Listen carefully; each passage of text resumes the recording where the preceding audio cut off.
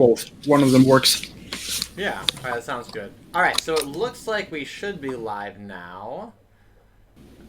Welcome, anyone who's here. There's 0 viewers, even I'm not viewing it yet, so we're very early. I'll share But, link in my everybody, should we have a brief roll call? Discord. Just say, what you can do is say who you are or what you'd prefer to be referred to as, whether it's a first real name or a username. If you want to shill anything or whatever, just go ahead. Hi, I'm Ashley. I'm a person who exists on the internet and talks shit. Hi, I'm Honks. I'm an MRA. That's about it I want to talk about.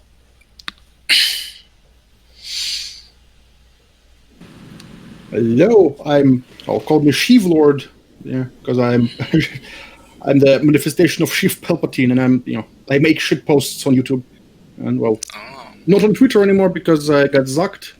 Well, it's on Twitter, so I got jacked off Twitter. You don't want to get zucked. I said you don't want to get zucked. Yeah, Getting I'm zucked is surprised bad. I haven't been zucked yet. I'm not quite relevant enough. So, someday, hopes and dreams, and then Prince. Does Prince the one who needs no introduction? Perhaps.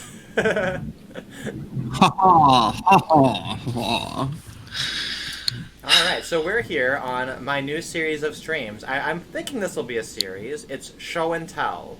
And the idea is people just bring articles and we talk about them. So, little bit vanilla, but I think that's okay. And I think this will be a refreshing change of pace compared to the Women Respond to the Men's Issue streams, which was, I think, a little bit dense and torturous. This is a little bit more kind of casual, of like current event things or whatever.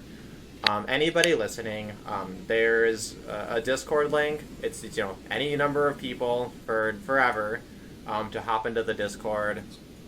And in the library, we are posting all of these articles. So if you'd like to read along, the links will all be there.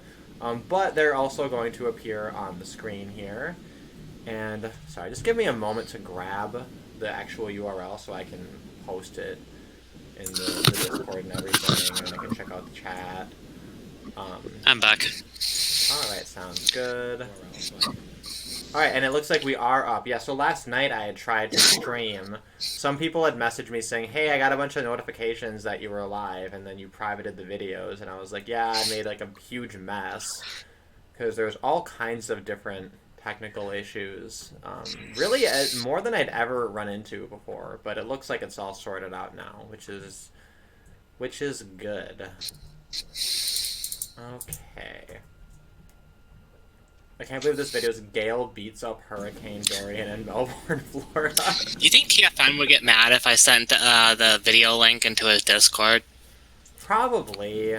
I don't know. Which video? Okay. That's how I got banned from Turbo Autism's Reddit or stream or server. I posted a link to one of my videos there because I figured like, hey, maybe you guys want to check it out. And I'll just link it into I channels guess that I wouldn't wasn't mind. really active enough in that server that they saw it as anything but shameless self-promotion, which it was, but yeah, that was a lapse of judgment, and I felt like, oh, I was wrong about that, and then I messaged him saying, hey, can you let me back in, and he just ignored it, so that's that. That's not a proud moment. Anyway, so I have everything up here, and okay, the first article, this is one that me and Ashley, last night, we had begun discussing live, but we only had like 5 minutes of the conversation, and then my VPN was like set to some like stupid Romanian server, and like it didn't hold up well, but it looks like we're in much better shape right now. And this was the one that was sent to me about Bernie Sanders being kicked out of a commune for being lazy. It's an old article. It's from... Wait a minute. This is April 20th, 2016. I saw it was 2016. I noticed it was April 20th. This might be a fucking Poe. But it's still really funny. Is this fake? I'm gonna view the comments. Well, it looks like nobody in the comments section of this article pointed out it being fake, but like... you can't publish an article on April 20th. So this might be fake. I didn't notice that until just this moment. But anyway, the idea is very funny. Wait, is April 20th April Fool's Day in your neck of the woods? Or Oh my god. No, April 20th is 420. Which, there's many okay. things. It's Hitler's birthday. But more importantly, there was like a group of students that would meet after school at 420, right? And they'd all smoke weed together. And then 420 became a cultural phenomenon. And then the day, April 20th, is a day where all of the stoners, they do what they do every day, but they act like it's a holiday. Well, Alright. also 420 is the date of birth of Uncle Eddie from from Austria. This kind of famous failed artist. Was he a No, stoner? Hmm? Was he a stoner also? Well, he preferred different A substances. failed Like, artist from Austria? yeah, Uncle Sounds like Adolf. someone I know that starts with the letter H. Yeah, That's really funny. and ends with Hitler. More importantly, have we ever seen them both in the same place at the same time? Oh. Hey, we have our first comment in the comment section, in the little live chat. The Senate betrayed us. Oh. I don't know what that means. Well, it's because I've been neglecting my own streams for several weeks. Oh, that's right. Our Sheev Oh, Lord. for You various are the reasons. Senate. I've done the legwork of setting up a stream, which these days is actually quite difficult. It's quite difficult. If you stop streaming for a month and a half, they fuck up all your change everything. You can't be on your fucking Romanian server, so fuck if you're gonna ever watch Netflix again, But we've overcome. We've overcome, and now we're in the promised land where we're reading shitty articles that are probably fake about how Sanders was kicked out of a commune for being a lazy motherfucker. But this article is extremely short. Basically, there was a geodesic dome residence, which I didn't look up what geodesic means. I'm assuming. Give your best guess as to what it means. It's Well, it's, geodesic. Hold on. What, does Prince No, actually... it's actually you can't look it it up. has You to said do with hold the on. shape. You can't look it up. Tell us right now what Hello? you think it means. Yes. Can you hear me? Yes, I can hear you. Yeah, we can hear you. Oh, it's called geodesic, and I think it means that it's constructed with geometry, usually triangles that form a dome shape, and it's the kind of thing that you have at like Burning Man. Okay. Yeah. That's actually a really, really, really close to what I have. I just pulled up Wikipedia, and their definition is very technical, but they have in differential geometry. A geodesic is a curve representing, in some sense, the shortest path between 2 points in a surface, or more generally, a Riemannian manifold. It is a generalization of the notion of a straight line of a more general setting, which doesn't sound like it lines up, but if you look at this picture here, it's literally a ball cut into like triangles. So I was actually right. So you were right. Yeah, well done. Well done. I Well, went, it's- I I went think to it's called Burning Man, geodesic. and there was lots of smaller Burning Man like festivals in my region that I went to. So I heard the term a lot, and I remember what they were. So I just guessed based on the geo. Yeah, man, I really want to go back to Burning Man. Lordy Jordy had posted all those videos about like being at there, and then hitting Yeah, all of the... he goes every year. He goes. Maybe he went the year that I went. We could have ran into each other. He probably did. Probably. I mean, obviously, finding a person at Burning Man is finding like a needle in a haystack. Sorry, finding a specific person. Well, you could go with him, so probably. Yeah. Well, the thing is I have to be very I have to be very, very stingy with my days off, right? If I have to justify a whole trip back to America, You know, basically I have to use every single day off that I earn in a whole year to do it. Which this year, How long are you going to be in Hong Kong for? well, the contract I signed is a 2-year contract, so I have another year of that. But I really like this job. My job is really, really fun. I like it a lot, and I feel like I kind of want to keep doing this because, like, it's a really fun job that I enjoy. It's very rewarding and challenging in its own way. Where I develop some knowledge and skills while doing it, but then also I have a lot of free time to do just like dumb bullshit on the internet too. So it's kind of perfect in that way. So I feel like I can kind of keep it going, you know, unless like shit with the protest gets like really ugly. I mean, right now how it is basically like some people in black shirts will run around and put a bunch of propaganda everywhere and shout some stuff in Chinese, right?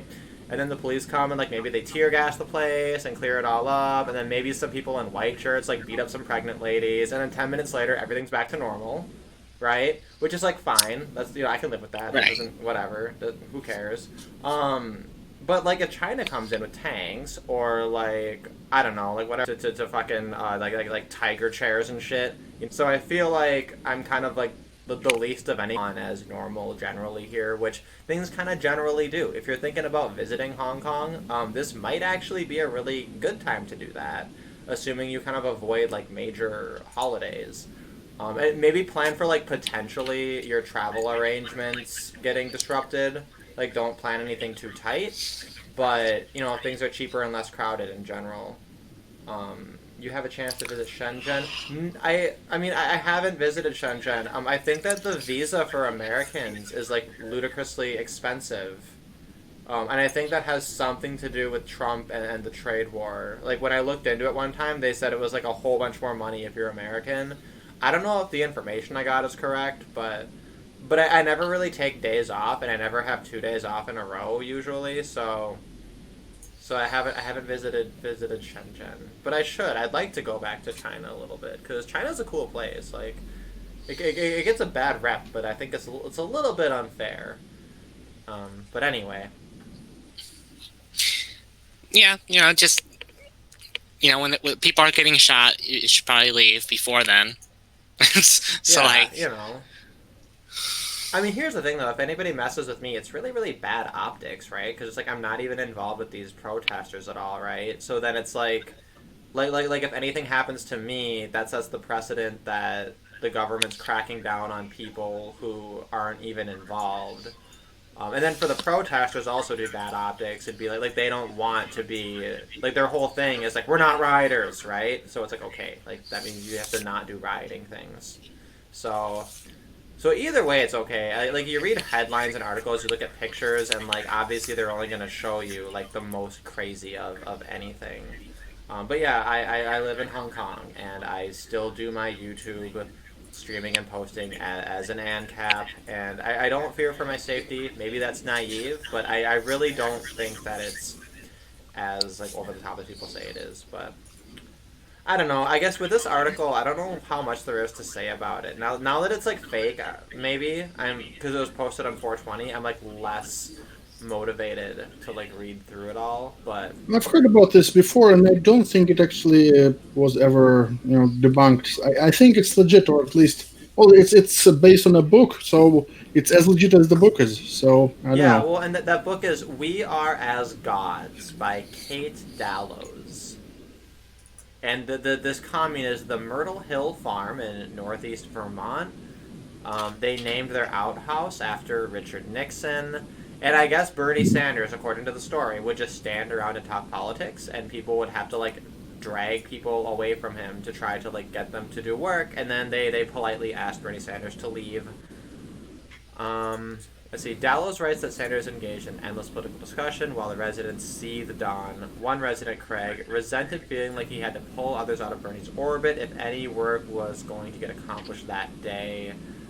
The commune's politics must have agreed with Sanders, who made several goodwill trips to the USSR, Cuba, and Nicaragua. He called the rise to power of the Marxist-Leninist Sandinista government in Nicaragua a heroic revolution. Dallows writes that one commune resident led the children in marches, chanting, "Ho, ho, Ho Chi Minh, Viet Cong is going to win." Well, And that's how it ends. But that was just a silly one. We'll go ahead and close out that one. this sounds like the worst Santa Claus ever. You know, this is not the ho ho ho you would like to hear. Yeah, right? I kind of like the idea of, like, Viet Cong Santa. That, I don't know. If you're naughty, instead of giving you coal, like it hits you, like, beats you with a bamboo stick or something. The next one I have is new child support card controls what mothers can buy. Oh, Now, yes. I there's, love this there's one. no date on buy. this one though, which upsets me. I don't know why there's. Wait a minute. That's a copyright on the webpage that says nothing. But it says the state of Delaware has recently brought about a new way to disperse child support funds through a child support card. This measure was taken to prevent parents from misusing funds that are meant to help with costs associated with raising children, such as school-related expenses, food, etc.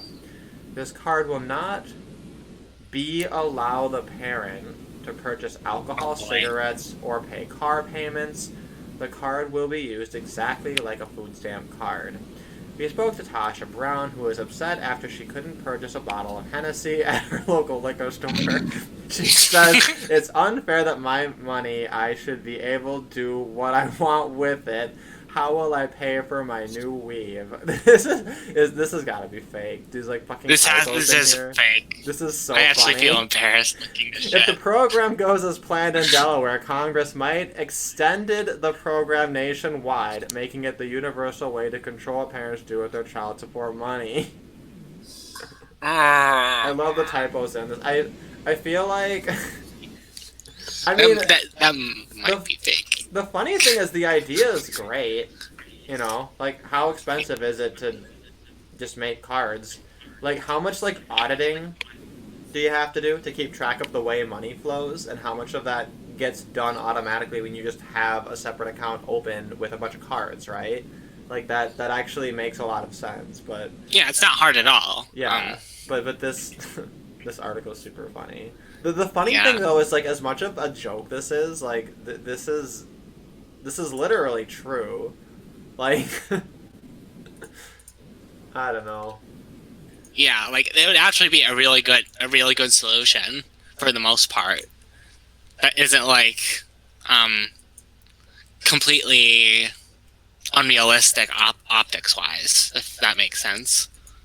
Right, because how do you defend not doing it? Yeah. Like, how do you defend not doing it? That's what I don't understand. I mean, personally, I'd prefer that, like, child support isn't even a thing. Yeah, but this is definitely a step. That would be definitely a step in the right direction, at least.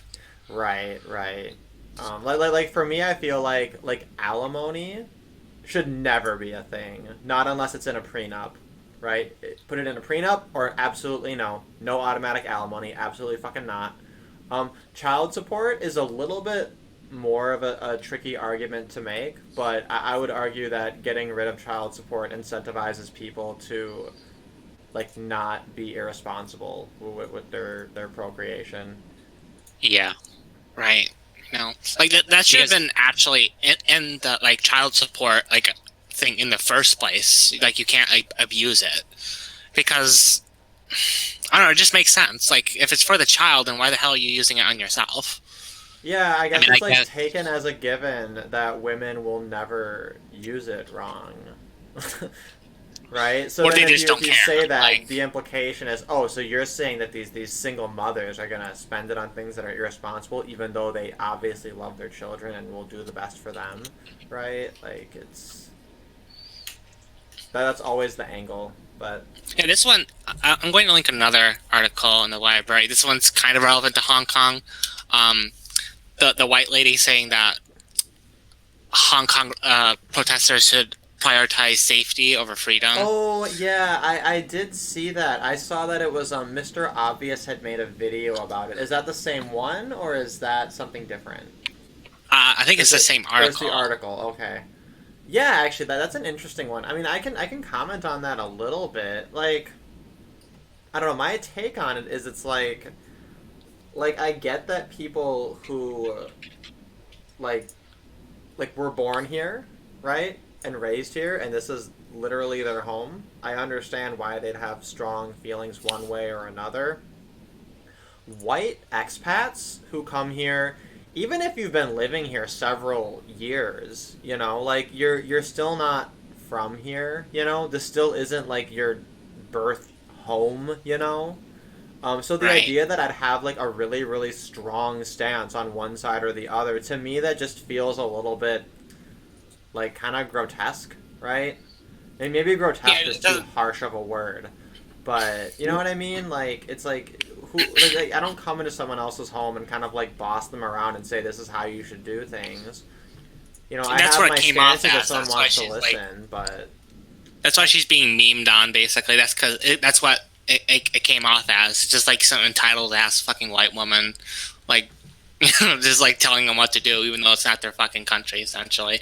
Well, and how stereotypical too for the woman to say we need to prioritize safety over freedom. Like, is this not exactly what TFM would tell you about it, right? Yes, I think he actually even fucking is talking about it right now. Oh, I'm sure. Yeah, I got this. None of this shit escapes him, I don't think. So yeah, I'll put this up on the screen. I'm sorry, Sheevlord, you had something to say. Yeah, I posted a picture in the Discord, like a very appropriate for the topic about freedom versus safety. Okay, I'll make sure I'll add that to the window here, but let me see. Oh, I see. Okay. Right. Open this in a new tab and then put it over. Okay, so yeah, here's the picture, which. And what you can see here, all of these like stickers and stuff, like along the banner, that's very typical. Like around all of the train stations here, is you'll see all of these posters put up everywhere, and then like you'll find occasionally you get up in the morning and you're walking past it, and they're all just torn down, and there's just like remnants of torn tape all over it. But then within like by the next weekend, it's all covered again with something new. So there's just a constant cycle of that. Some of the displays are quite impressive. Like these protesters are very, very well organized, and they use a lot of like imagery and like memes and things that definitely like appeal to younger people and everything. You know, they're very they're very, very well organized, and a lot of them very committed. Which, of course, makes you wonder how much of it might be, like, government gay ops, right? Like, 1,000 flowers blooming. That phrase, I think, originated in fucking China, right? So it's kind of, like hey, I'm always skeptical, you know? Can you guys hear me? Yeah, we can hear you. Okay, you couldn't hear me for a second.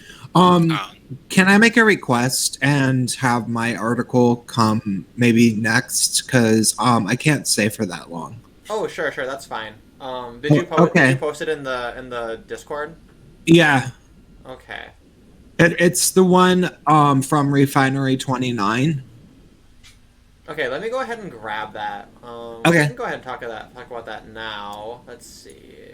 Oh, here it is. Cool. Yep. Refinery. Okay. Forgive me, just a couple. Just a little bit of a boomer moment. Okay. Okay. Pose doesn't need his Donald Trump references. This one. Yeah. Let's see. FX's brand new Ryan Murphy Brad Falchuk creation Pose vogued onto the scene Sunday night, immediately proving to be a stunning, emotional wallop of a period piece. While the 1980s set series, which counts trans activist Janet Mock as a writer, producer, director triple threat, has a deep undercurrent of abject despair, as the AIDS crisis and rampant homophobia of the time is a constant specter, if not an all-out villain, the drama still manages to feel like a dazzling piece of escapism.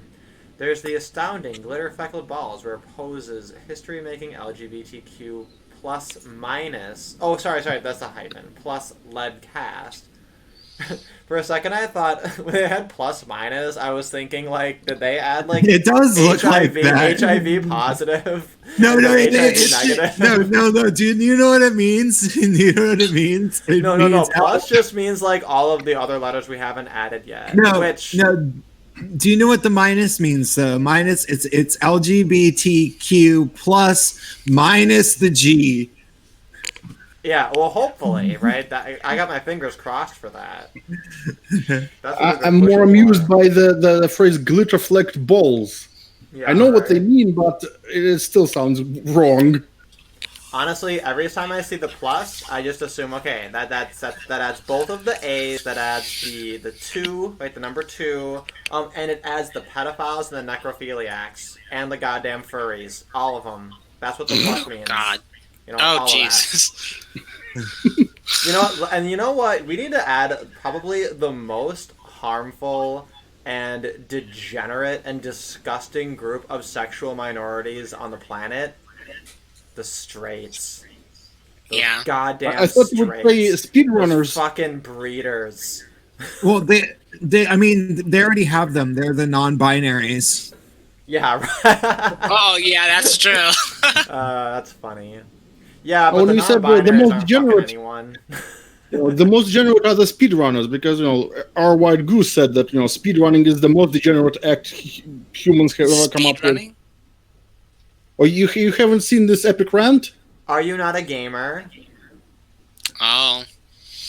No, I don't really play those types of games where you speed run through them. You can speedrun any game. I Amizola know, made a my video God. where he speedran all of the political compass quizzes. Okay, you can speedrun any video game. Okay, well, Sorry. let's keep moving on with the article. So yeah, it features people of colors. They revel in their identities. Society tells them are so wrong. There's heartbreaking, fantastic dance sequences. There's Angel, India Moore, a gorgeous, complicated trans woman of color whose entire closet should be your summer wardrobe inspiration. And your winter, fall, and spring one, too. My God. Do I need to She read this is whole actually thing? really, really pretty, though. Oh, I'm sure. Let me see. Let's pull her up. But do you have any immediate thoughts on this, or should I just continue reading? That part is not really. I mean, no, that part is basically kind of not untrue. You know, like maybe there's like I'm not so ecstatic about it as they are, but I mean they leave out the fact that it's actually created, written, and directed mostly by Ryan Murphy, and we can assume that's there's a reason for that. They like act like it's Janik Mock as the writer, producer, director of Triple Threat. It's like, okay, I'm sure some episodes, but I haven't noticed that, you know? Yeah, oh yeah, she is very pretty. This lady here. Yeah, I'm looking at her right now. She's pretty attractive. Yeah. One thing I like about certain beautiful women have very, very strong like bone structures, and it makes them pretty in a way that's really unconventional. Like the most conventionally beautiful women have very, very soft, like rounded faces, and then women that have like big cheekbones and strong like jaws, they have like a really, really like uncompromising, beautiful look. Like I really like this one here. Wait, is this? Oh, this is her. Yeah, India Moore. Anyway.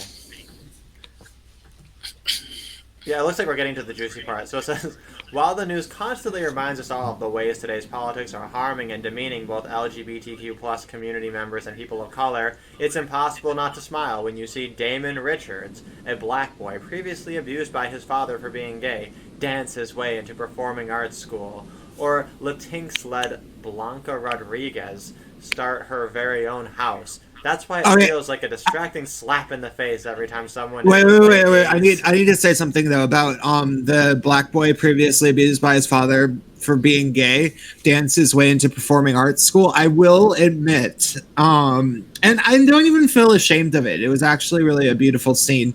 He got an audition even though it was past the deadline, and it was this like really suspenseful moment. And I had smoked some pot, and I was kind of like.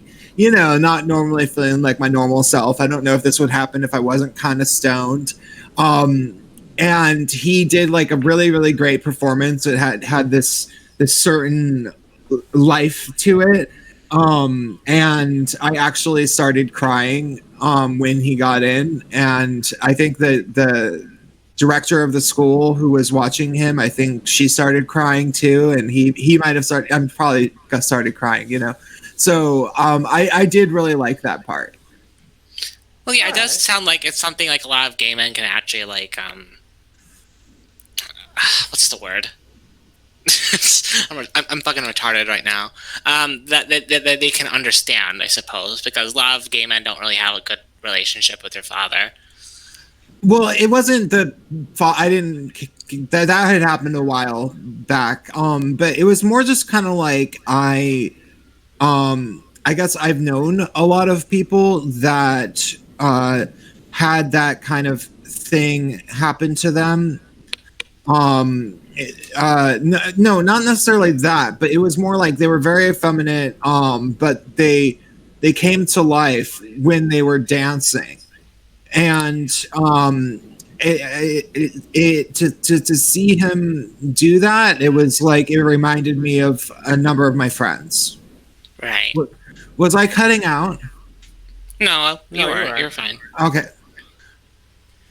No, that makes sense. Yeah, You know, that to sounds throw a bone where it's due, right? I mean, it sounds like at least it's like well produced. So at least it's not like a bunch of crap, you know. Yeah, no, That's it's the a worst is well.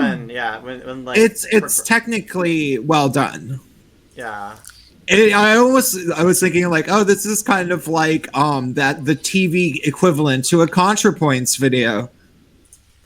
So yeah, so it sounds that kind of sounds like just like the plot to Billy Elliot in a way, right? And like Billy Elliot's a good movie, you know. Although I guess in that one he wasn't gay. I think I don't even remember. They didn't even make that like part of the thing, which was actually one of the cool things about that movie. But I guess obviously here, you know, the abuse had to do with that. But I don't know, like to me, maybe I'm just very, very privileged, but the idea of like you're abused by your parents for being gay, to me that feels so antiquated. Well, this was the 80s. Oh, that's right. Okay. Yeah, like 1987. I mean, even in the 1987. No. That was when people were like dying of AIDS and crap. Like if you had a conservative Christian family, it was, you know, really like you don't remember the 80s. I remember the 80s. People were I wasn't alive yet. People were vicious even in the 90s, you know? No, the 90s were gay. No, the 90s were gay if you were an adult that was in the right place. It was not just this big gay old time where everybody loved gay people. Yeah, that's fair. And one thing I do say is like, you know, Yeah, gay rights most importantly are like kids' rights. Like it's the children who maybe are at risk, and I think that's kind of where the focus is. No, that doesn't mean you turn them into fucking drag queens and like make money off of them and turn them trans. It means the opposite of that. Also, it means don't beat them, right? But yeah, but I feel like once you're an adult, there's kind of like no gay issues anymore. And I think that's now more true than it ever was. It's obviously it was less true in the past, but it's now more true. But right, that's something that I found out when I turned to an adult. I really didn't have any problems anymore. Almost all of my issues growing up as like a gay person was during my teen years when I didn't really have all the power that I have, or all this like self, like all like I can't really rely on my parents if I'm a teenager and they know I'm gay, if I know that they're homophobic. So, but now that I'm an adult, I can just really do whatever the fuck I want. So I understand what you mean by that. Like young people who are gay committing suicide is such a tragedy because it's like this is kind of the worst of it. That's kind of the worst of it. Once you're like 18 plus, like you're gonna have the ability to like be an adult, and then basically all of the disadvantages are going to kind of melt away. That was the "It Gets Better" campaign. Yeah. That's what it was about. But can we move on with the thing? Yeah. So that's why it feels like a distracting slap in the face every time someone in the late 80s tale mentions Donald Trump, a man who allegedly once joked about his vice president wanting to hang LGBTQ plus people. Oh God, you know, it's like, you know, that taken out of context, if you don't know what Trump is actually like, and you don't know what type of jokes he actually makes because you don't like really watch his full speeches and just hear the little teeny excerpts, that would sound really bad. But it's like, I'm sure that was not offensive at all. Like he probably said, you know, people think that he's going to hang gay people or something. You know, that's probably what he said. Well, that's the thing, because allegedly, so it's probably from one of those anonymous sources, so made up. Because you know how it is. I can say, well, I know that. You know, Could be that anonymous too. sources, Trump said that he wants to, you know, final solution everyone on Earth, and that allegedly Trump wants to genocide everyone. Yeah, allegedly. By who is alleging this? Some anonymous source. Nobody knows who it is. Yeah. Well, they might just be cherry picking something out of context that he said as well. That's probably what happened. Yeah. Well, I mean, it sounds like they kind of have to. be. They kind of have to say the whole, like, yeah, but they won't. So, anyhow, let's move on. But yeah, that's the thing is, you know, who is to say whose subjective interpretation is best, right? We said allegedly, so we're being very objective, you know? Yeah. But the other thing, too, is, like, because Trump was kind of an entertainer for so many years, now that he's a politician, people go back and they look at everything he's said and done through the lens of, like, politics, which is, I think, very inappropriate. There's obviously very different standards there. In fact, like, opposite standards, right? An entertainer, you have a more permissive attitude towards. Can we move on, though? Yeah, okay. So Pose's first series premiere reference to America's real estate mogul turned Twitter troll-in-chief turned commander-in-chief comes off as sucker punch. One moment you're going through your feelings over Blanca's emotional retelling of her coming out story, which involves getting banished from her family home forever. And then, in the next moment, a bouffant-haired James Van Der Beek, who plays a cocaine-fueled Park Avenue business executive named Matt Bromley, is yammering about Donald Trump, who is his boss. Repeatedly, the narrative switcheroo is so jarring you barely get to yell, "Hey, is that Dawson Leary?" at the screen. Later, brand new Trump employee Stan Bowes, played by Ryan Murphy's golden boy Evan Peters, picks up Angel, a sex worker, for a hotel romp that actually turns into a sexless heart-to-heart about their respective hopes and dreams. At the end of the paid-for date, Angel gushes to her new John, "I can't believe you work for Donald Trump. That's so super impressive. He's so rich." The problem with both these moments is that Donald Trump is a deeply unnecessary reference. Stan, a closeted queer man with a wife and kids, doesn't have to work for Trump for us to understand who he is as a character and the problems he faces as someone climbing the corporate ladder in the 1980s. Wall Street, Glengarry Glen Ross, and The Wolf of Wall Street, which begins in the exact year Pose takes place, have all frozen the pinstripe-suited, cutthroat, hair-slick business culture of the era forever. So, the 45th president doesn't need to act as a touchstone for the drugs, greed, and boys club atmosphere of 1987. On top of that issue, the addition of Trump, who essentially stands in opposition of everything Pose represents, isn't treated with any nuance or a mere sly Ryan Murphy-ish wink. Instead, Trump is practically venerated by everyone who speaks about him, whether that's Matt, who works for the real estate mogul and seems like an even more privileged clone, or Angel, whose community Trump now actively attempts to damage with his politics. If you're watching this series, it's unlikely you want to hear about Donald Trump went to Wharton Business School, loves to employ people with from scrappy bridge and tunnel backgrounds, or has a golden toilet Americans once believed was the height of style. In fact, it's unlikely anyone enjoying Pose wants to hear about Donald Trump at all for the 87 minutes they're enjoying the emotional and spiritual triumphs of trans people of color. So I want to stop at this point to mention that I actually kind of agree. I don't really like the addition of the whole Trump subplot. Like, it's like the James Van Der Beek character is just so too much. Like, he's like such a horrible person in this ridiculous way, and it does kind of get distracting and sort of boring. And I it's like it's like a probably not a fourth of the episode, like probably like 1/5 of every episode has to do with that crap. And I think it's, just one of those cheap moments to just insert political bias into the script, and it doesn't really work, and it's just preachy. It's like you can't make media intended for leftists without mentioning Orange Man bad, so I do agree with that part. But let's finish the article, and then I want to say a few more things. Just a quick note I have is they wouldn't have included Trump if he weren't president, right? Like he's not enforcing the narrative. It doesn't sound like at all. Like he is kind of just vestigial. Yeah. Although it's likely Poe's added in a mention of the president to simply remind us that Trump's destiny mutated in a way no one could have seen coming. It's all the more disappointing when you consider how well Murphy and Faltrick's other FX baby, American Horror Story Cult, was able to skewer the political culture of today. No, it wasn't. Oh my god, are you fucking kidding me? Have you guys seen Cult? No. Oh my god, so that's the 7th season of American Horror Story? I can talk about that forever, but I just... No, it's a parody, basically. It's a great season, it's really, really funny, but not for the reasons intended. Anyway, Cult worked hard to figure out how Trump was able to rise to power.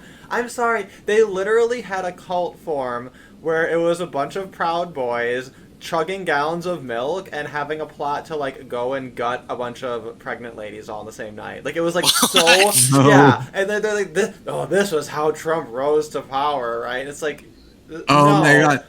Like, No, that's why everybody must call there's I've noticed the pattern. I think it was because everybody was calling started calling intersectionals a cult, because it is, and this was maybe the left's response. And now I've noticed that people keep referring to Trump supporters as a cult, and it's like, you guys, and that's another fucking thing about leftists. They the problem, one of the problems with them that makes them so out of touch with reality is that they follow fictional television shows. I would say about 90% of my time with ingesting media, which by the way is a lot more than their time ingesting media, is ingesting news and politics related stuff.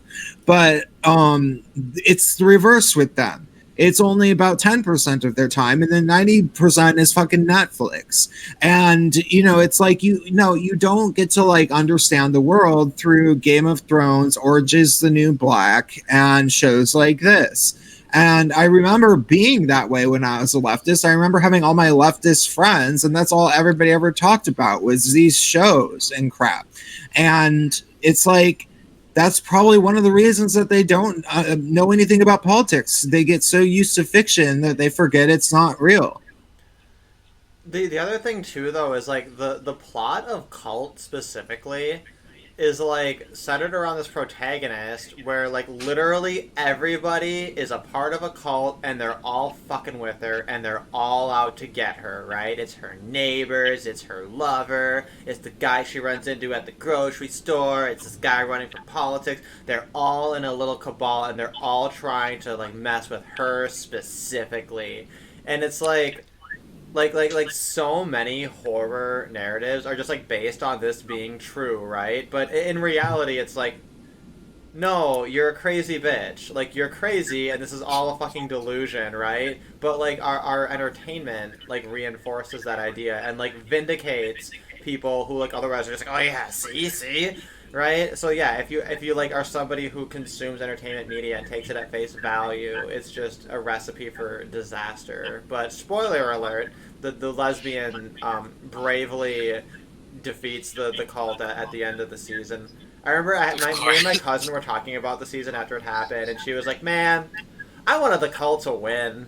And I'm just sitting there you wanted the cult to gut a bunch of pregnant ladies, and she's like, "Yeah," and I'm like, "Well." It's called American Horror Story, right? That would have been better. How did they defeat them? Oh, never mind. Let's just... Yeah, can we move on? It's a convoluted plot involving a baby, but actually, you know what? This is really funny. She partially defeats the cult by committing paternity fraud. Yeah, she convinces the cult leader that her child, her and her lesbian lover's like little love baby, she convinces him that it's actually his child, and then she eventually uses that to like gain standing in the cult such that she's able to defect for enough of a moment to rat them out to the police. Huh. So basically, she's a liar and a snitch. Okay, cool. So let's move on. Cult worked hard to figure out how Trump was able to rise to power, and then completely eviscerated all of those systems, criticizing over 11 episodes everything from fascist trolls and the manipulation of fake news to, yes, even the people who decided to vote for Jill Stein. If Pose used even an ounce of cult's Trump shade to justify bringing up the Voldemort of American politics, no one would be able to complain about hearing the president's name. So they're saying there wasn't enough bashing of Trump. That's the major problem. You can't bring up Trump in a way that's historically relevant to the time. You have to bash him. After all, it's not like 1987 wasn't rife with Trump drama. That was the year The Art of the Deal became a bestseller, wherein ghostwriter Tony Schwartz, as he put it, euphemized the relentlessly difficult relationship the future president had with his late father, Fred Trump.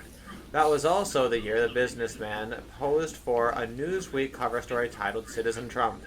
The accompanying photo shoot is filled with gauche images of Trump and first wife Ivana Trump in their former Connecticut mansion. The eventual politician even gave his first big campaign speech in 1987, during which he unsurprisingly riffed about how America was being kicked around by foreign governments as they were laughing at us. But there is none of that in Pose yet. Instead, it's just glowing remarks about a man. Wait a minute, is this series not done? I think it's still moving. So they don't even fucking know what they're gonna do. I think that they're only talking about like the first part of the first season. God, that's so. You know what I mean? That's so. Like, what if they're just building up to that? You know what I mean? Like, you can't criticize it yet. Anyway. Instead, it's just glowing remarks about a man who would one day court white supremacists along with a shockingly low amount of time dedicated to the boring family life of Trump's fictional employee Stan, a self-loathing man who is cruel to Angel and her fabulous sequin tops. When a series has the kind of sparkling dynamics of women like Angel, Blanca, and even the pair's domineering, ethereal former mother, Electra Abundance, no one needs to watch Stan stress about following in Trump's footsteps or tell his wife, a heavily accented Kate Mara, how to properly eat lobster. The boundary-making aims and cast of Pose are proof TV has moved past its obsession with sad white men who behave loudly. Now, if only it would stop taking precious time away from its fascinating core characters to remind us of those tired stories. Okay, so this is what I have to say about the movie. Or the show. It is, I do enjoy the parts with the characters. The characters are pretty well written, and the acting is actually surprisingly good. But there's major, political problems with the character choices and, some of, the character choices. And some of the writing. There's various things that happen which make you realize just how much they're inserting the intersectional feminist agenda of today in the show, where it's it just makes me like angry, So for one thing, what's the thing to start with? Like, this is a more minor thing, but it's, I definitely picked up on it. All of the people who are particularly nice to them, who aren't trans or like gay men of color, are females. Like all of the doctors who do the plastic surgery stuff are and the gender reassignment surgeries are females. Though they talked about one male who I guess trained the other female, and so that's very like feminist and everything, but that's subtle. But there was this subplot that went on for a few episodes, or maybe just one episode. I don't really remember. Or maybe it will come back. But it actually, this is what really made me angry. It was just a way of bashing gay white men. They went into this bar. Now, granted, it was called Boy Bar, and I can't find any evidence of what the New York scene was like in the 1980s. But it was called Boy Bar, and it was written in the Village Voice, which is the free newspaper in New York. It might not be free anymore, probably isn't. It gave it best gay bar in the village. So two of the characters were celebrating, and they went, and of course they were the only two females there, and guys were giving them dirty looks, and maybe I think some guys said something to them that was epically rude, and then they tried to order a drink. What? That's me. I think the gay bar should be separate. So then they tried to order a drink. Oh yeah, you're actually gonna like their reaction now that what the gay bar did. Now that I think about it, she tried to order a drink. The bartender was like, "This, I think we don't serve your kind around here or something," and they're like, "Well, where are we to go? We're in the community too," and then they're like, "I don't know, not my problem." And they're like, I think he's like, "I'm gonna go get the manager." And the manager comes, and they're like, and he gets some drinks and says, "Here, this one's on me, but after you're done with it, you're gonna have to leave." And so they go outside, and they talk to the manager, and the manager is like, "Look, it's called Boy Bar. You know that the bars are segregated here." And I think that they said white boy bar. And he was like, "Yeah, that too." Or something. It was so blatant. And then they went back another time. Or the one did, because she was gonna protest. And I think that the bouncer threw her out, and then she came back again, and literally threw her, threw her on, basically almost fell on her face, fell to the ground, didn't smash her face or anything. And then she went back another time, and they're like, "God, we told you not to come here." And she's like, "I'm going to come here every week until you serve me, or every day or whatever." And he called the cops on her, and the cops came and all I think were kind of, oh no, they just handcuffed her. And then all of the guys in the bar cheer. And it was just like, okay, really? I have a feeling maybe that might have happened, but I have a feeling that everybody wouldn't be so incredibly vindictive. Oh yeah. You think gay men get excited over a woman in cuffs? Yeah, no. I don't know. But they would. I just have a feeling most of the customers would probably just kind of ignore them and give them slightly dirty looks. I wouldn't even care, really. I would just be like, "Oh, whatever." Well, can you imagine though? Imagine these women accepting the free drink, right, and drinking it. I don't think that they took it, and the guy did go outside, and when he was outside, the manager on the first time, he was like, "Look, I have a friend over across town who has, I think it was a gay bar, and he was like, you can go there, I'll get you free drinks all night." And she's like, "Well, we want to go here," and stuff, so it's just kind of like, I don't know, it seemed like it was a little bit beating, but I'm only on the 5th or 6th episode, so I imagine there's going to be more of this crap in it, so that's why I really wanted to bring this up. The situation sounds very childish, and like they're trying to push the narrative that like boys and men don't really deserve their own spaces for like just dedicated men. And they're trying to push the narrative that gay white men are racist and sexist and transphobic. I think at one point in the bar, like I think a customer said like, nobody, you know, we're not. It's not Halloween in here. And they're like, we are women, and then he was like, oh, even worse, or something like that. You know?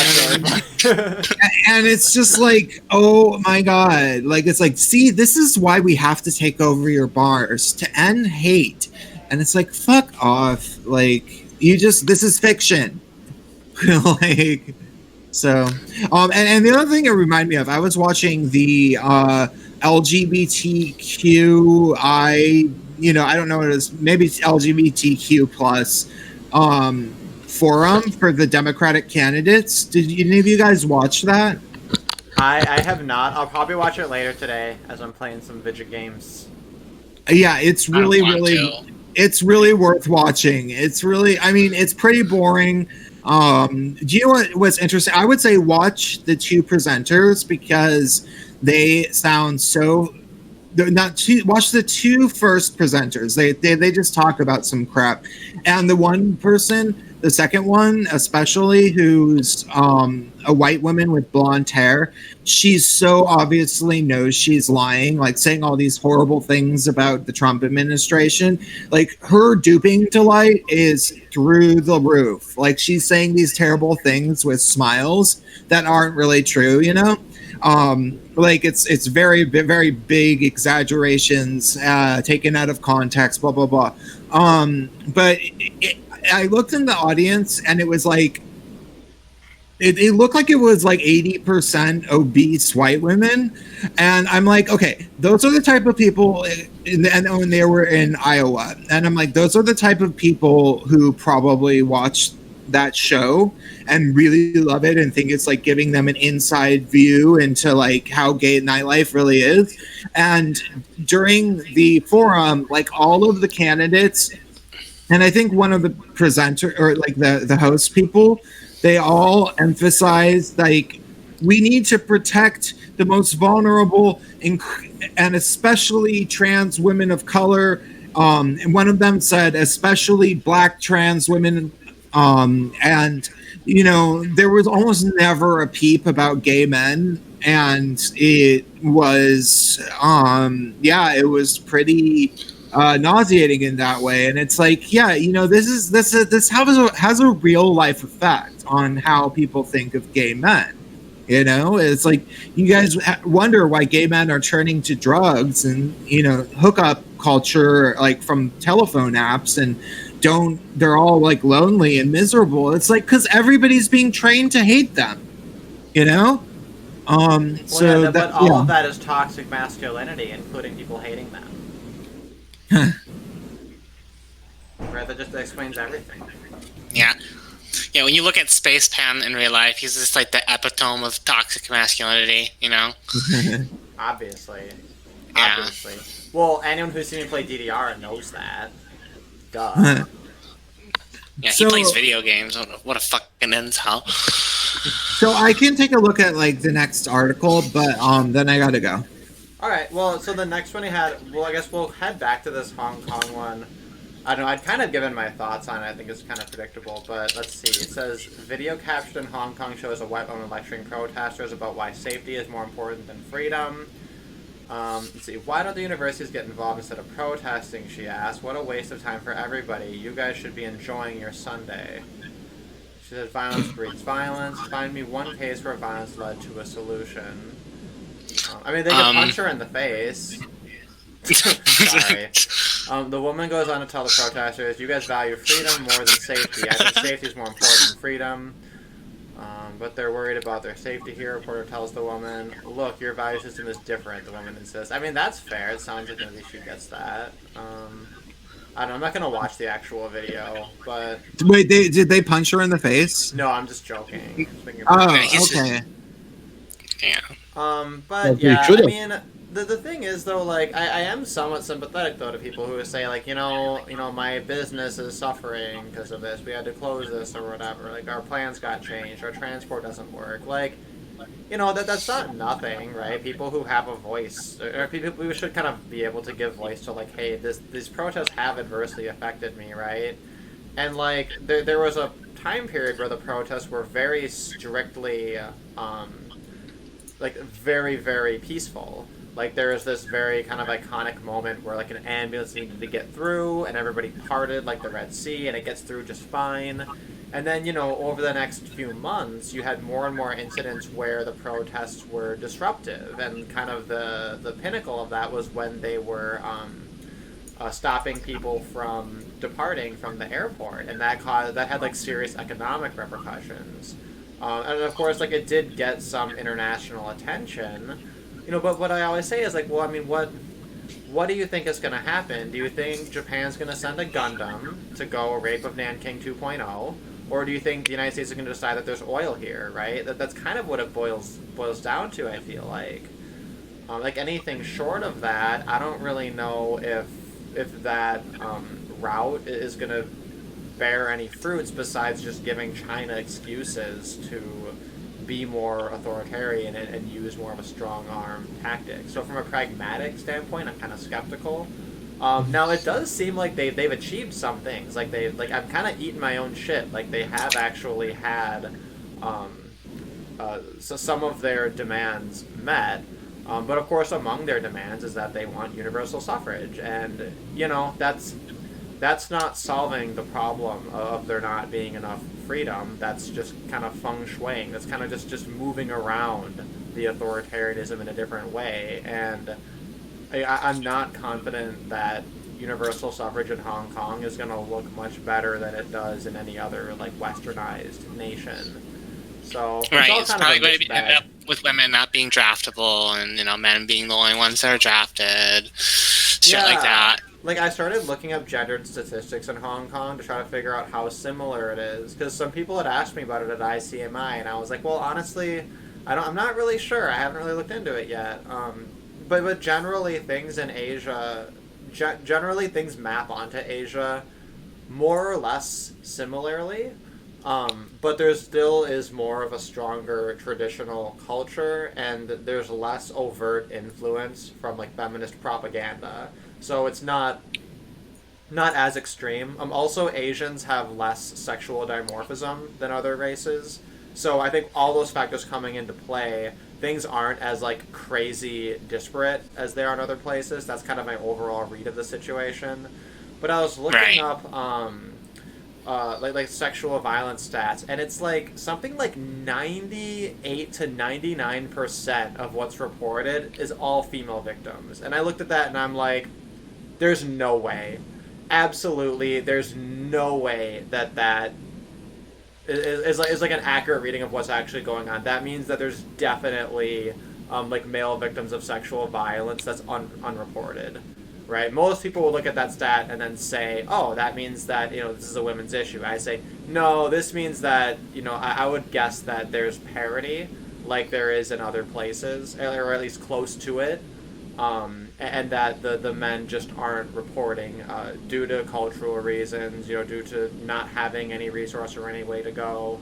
So as far as like doing any kind of men's rights activism in like Hong Kong, I think that's probably one area that I'd be kind of looking into, is like trying to find a way to like survey people to get some sort of a read on like the degree to which that problem actually does affect men, because I don't buy for a moment that it's only like less than 1% of victims that are male.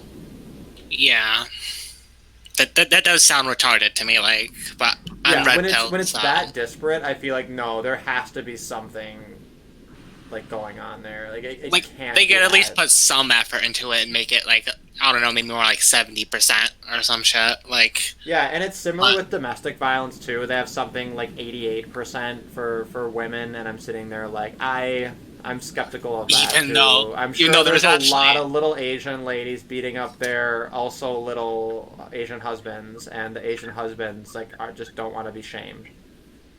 Yeah, there's also actually like lots of fucking well, never mind. This is talking about Asia, but I was going to talk about like how like 70% like non-reciprocal violence and relationships are just from the woman itself during this study.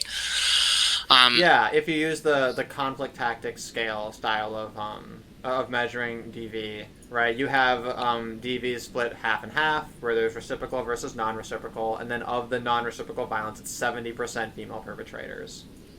Yep, it also makes sense, honestly, if you think about it, because like women aren't as held accountable for their actions, especially when they're assaulting people.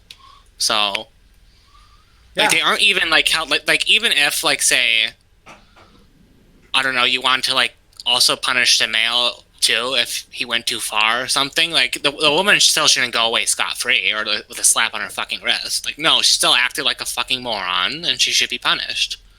She should be treated like she also engaged in assault. Otherwise, we're just going to have the same standard that they're children, and that I don't know.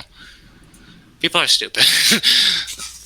No, yeah, and I think that all makes sense here. So as far as this actual article, I don't know, like, we've kind of said everything needs to be said. What I'm wondering right now is, like, what caused this interaction? Because in my experience, when I'm walking around, like, the protesters are fairly easy to avoid. You know, even if like a train station gets shut down, the next one's like literally a 5-minute walk away, or just take the fucking bus, right? Like it really hasn't had like a very strong impact on my life, really. Like she sounds like she's solipsistic, so I would not be surprised if she actually just sought them out.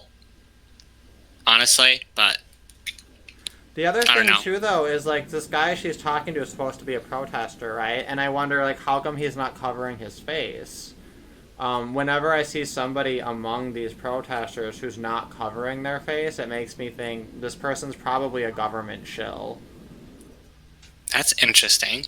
That's one thing you have to keep in mind about these protests, is you never know if they're actually a protester. Because we do know, yeah. They send people undercover to infiltrate the protests, and then they magic surprise start beating people, or they magic surprise like break something, or they get people riled up so that there can be kind of a narrative against these protesters to say, oh, they're a bunch of rioters. But the issue is like that strategy wouldn't work if there wasn't some element of that within the protests, right? And a lot of them, like, they're humans. They do get very emotional. They can be egged on. So the degree to which it's moles kind of fucking things up, or just like protesters actually becoming rioters, I'm not really sure how to measure that. I don't really know where to draw that line. So, but when I see somebody who's like participating in all this and like on camera having pictures taken of them and they're not covering their face, you know, in theory the government could just take this evidence, identify this guy here, and then put him in jail for 10 years. You know, for sedition. So when people don't take that very seriously, I'm very skeptical. But I don't know. Anybody have any thoughts on this before we move on to the next one? I think we've talked about it to death. I mean, this Ashley, do you have any thoughts on this? Because you haven't really talked about it. No. Oh, okay. Let's go to one that I'm sure will be very interesting. This is Uncanny Vulvas. And this one is about, I didn't read it in full, but it's about love dolls, and I guess, you know, putting unique looking vulvas on them. Yeah, well, I was wondering if you'd have something to say about it, because you're interested in this topic. I mean, it's kind of long, but there are a few things in it that I took exception to, but I was just wondering if you had anything to say on it. Yeah, you guys go ahead on it. I'll be right back. I'm gonna go. Off the bat, hey, definitely... you guys, I'm gonna leave because I'm not gonna have anything to say on this anyway. And I told myself I was leaving on the hour, so I'm gonna take off. But have a good rest of the stream. Thanks for having me. Yeah, thanks for dropping by. Okay, bye. Later. Bye. I'm gonna use the restroom now. You guys go ahead without me. I'll be back. Prince of Queens just didn't want to be grossed out by the vulva talk. Let's be real. Yeah, I got that impression. Yeah. See, sex is consistently underrated as a driver of innovation. Yes, space exploration helped us develop the technology for things like... Oh my god, stop. Evolutionary psychology can give us insight into how sex robots are going to develop and the ramifications they'll have on society. Sex bots are usually woman-shaped gynoid machines. At the present time, sex robots are simple. They're silicone sex dolls that have some capacity for movements and response. See, this is dumb, though, because they're talking about robots, right? Anytime you see an article talking about sex robots, you know that they don't really have a pulse on this area of technology. It's sex dolls that are going to be dominating the market. Like, the idea that we need a sex robot is kind of silly. Yeah. Maybe if you're interested in like a male one, then you need to have more of a robot if you want more of like an active one, right? So I feel like the market for this kind of thing is going to be primarily people who are kind of like the more active role in a sexual relationship, whether they want men or women, right? They're going to want like it's going to be like very feminine, like female love dolls, or it's going to be like very, very twinky, like male sex ones, right? Like that's going to be what we'll see happening more and more. And then I feel like sex robots aren't really going to be relevant until you have a bigger market for people who want like sex robots that like pick people up and do the thrusting and the fucking and everything. I feel like sex robots are going to be predominantly male, and then occasionally like the female dominatrix sex robot. But then otherwise it's going to be love dolls because just bang for your buck. Like the doll is a much smarter investment. This is all theoretical. I don't own a love doll, but let's see. Yeah, Sorry, what? I was just gonna say I don't think they're gonna be that popular really until or unless they're Terminator-like, which would be interesting to see. But yeah, go on. Yeah. Say goodbye to the Terminator and hello to the Penetrator, right? Let's see. Manufacturers are rolling out new models and new promises. Sex robots that respond to touch and penetration. Sex robots with interchangeable faces and bodies, and sex robots with different personalities. Future robots will have all the allure of the cues of fertility in a flesh and blood woman combined with the artificial intelligence that creates compulsive reward-directed behavior. Overwhelmingly gynoid because heterosexual men drive the market for sexual products like prostitution and pornography. I want to get to the part about the vulvas. It isn't hard to see the reason for this. Men don't get pregnant and don't lactate, and they have... Wait, the reason for what? Sorry.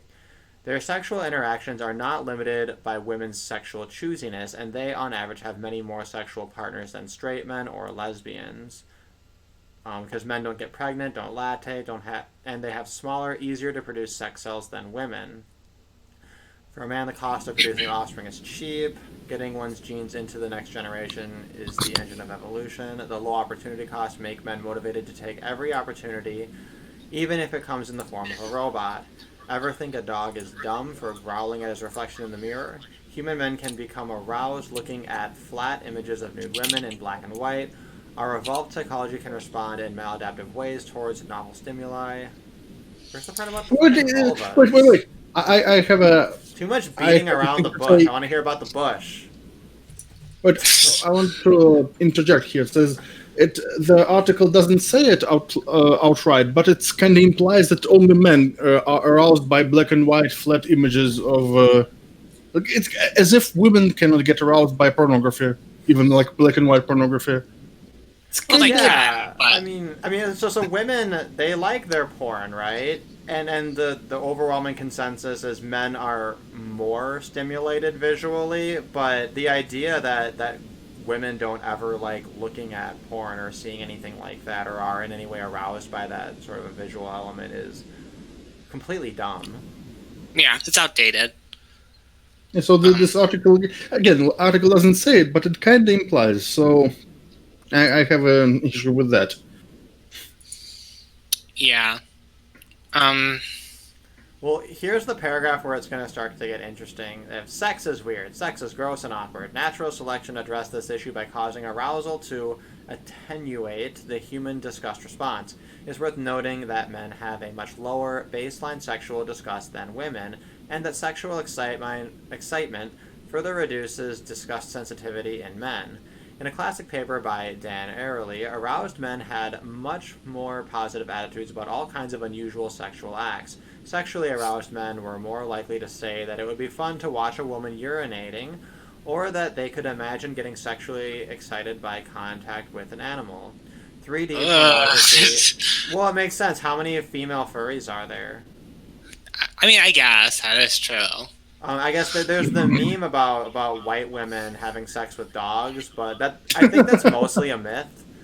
That's mostly a myth, and it's really funny, and it's funny when it happens to be true. And I think that's one instance where it is just confirmation bias, but probably see more of that kind of thing, and I mean orders of magnitude more, I suspect, in Africa and the Middle East, to be brutally honest, like so many things. Well, you know what? A while back, I had a long Twitter spat with a Muslim woman. Now I understand why Muslim men might prefer to fuck camels. Just saying.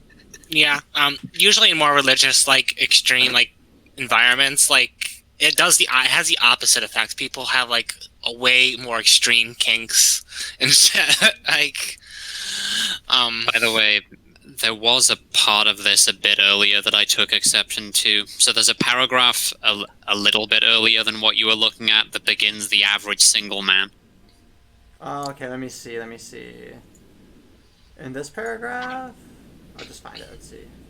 Control F. The average single man paying attention to contemporary social fashions will struggle to understand the new rules of meeting, courting, or having sex with women. Something as banal as trying to converse with a woman wearing headphones is now often considered harassment.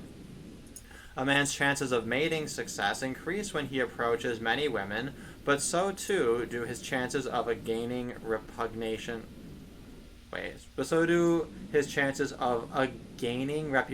as sexist. Yeah, it's a type of gaining a reputation as sexist, exploitative, or immoral.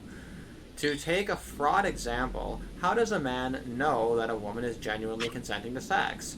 A lack of ability to pick up on cues can incur catastrophic costs. Well, wait a minute, didn't you just fucking say that it's sexual harassment to talk to someone wearing headphones, right? Well, she's. It sounds to. Wait, is this one written by women? I didn't even check, but whatever. It's by Diana Fleischman. That's right. Okay. I believe calls herself a feminist. So, well, yeah, I think she calls that banal, right? So it's so banal. If you're trying to converse with someone with headphones, that's considered harassment. And then she turns around and says, "Oh, I can't believe men don't have this ability to pick up on social cues," right? Like. Well, yeah, I think it has to be observed that for all of human history, we somehow managed to persevere just fine with the list of it. Like when she says that a man would have trouble knowing whether a woman is genuinely consenting to sex. I mean, she presumably doesn't mean that he can't grasp that shouting no and pushing him off her means that she doesn't want it. I mean, nobody is that socially retarded or whatnot. So she seems to be hinting that towards the fact that women will perhaps go along with sex begrudgingly because they, quote, feel threatened. And then later on they can call this rape and so on and have the claim taken seriously. And of course, the solution to this is plainly obvious, or at least it would be in any other situation. Like, I think, trying to think of an example. Let's imagine I had a friend in some other part of the country, like in London, which is hundreds of miles away from me, and he demanded that I get into my car. I don't have a car as it happens, but whatever, and drive hundreds of miles to see him. And then later on, I claim that I was doing it begrudgingly or I felt threatened, and I tell the police this. If I went to the police and said I was extorted because I felt anxious or whatever, the police aren't going to take it seriously unless there's some kind of proof of malice on my friend's part, because it's just my feelings. But apparently this is just too complicated for some people, and it's all just based on the woman's feelings, which, yeah. Right. They'll probably try and use the excuse that, oh, because the man is bigger than them, that she's afraid she'll get fucking raped or some shit.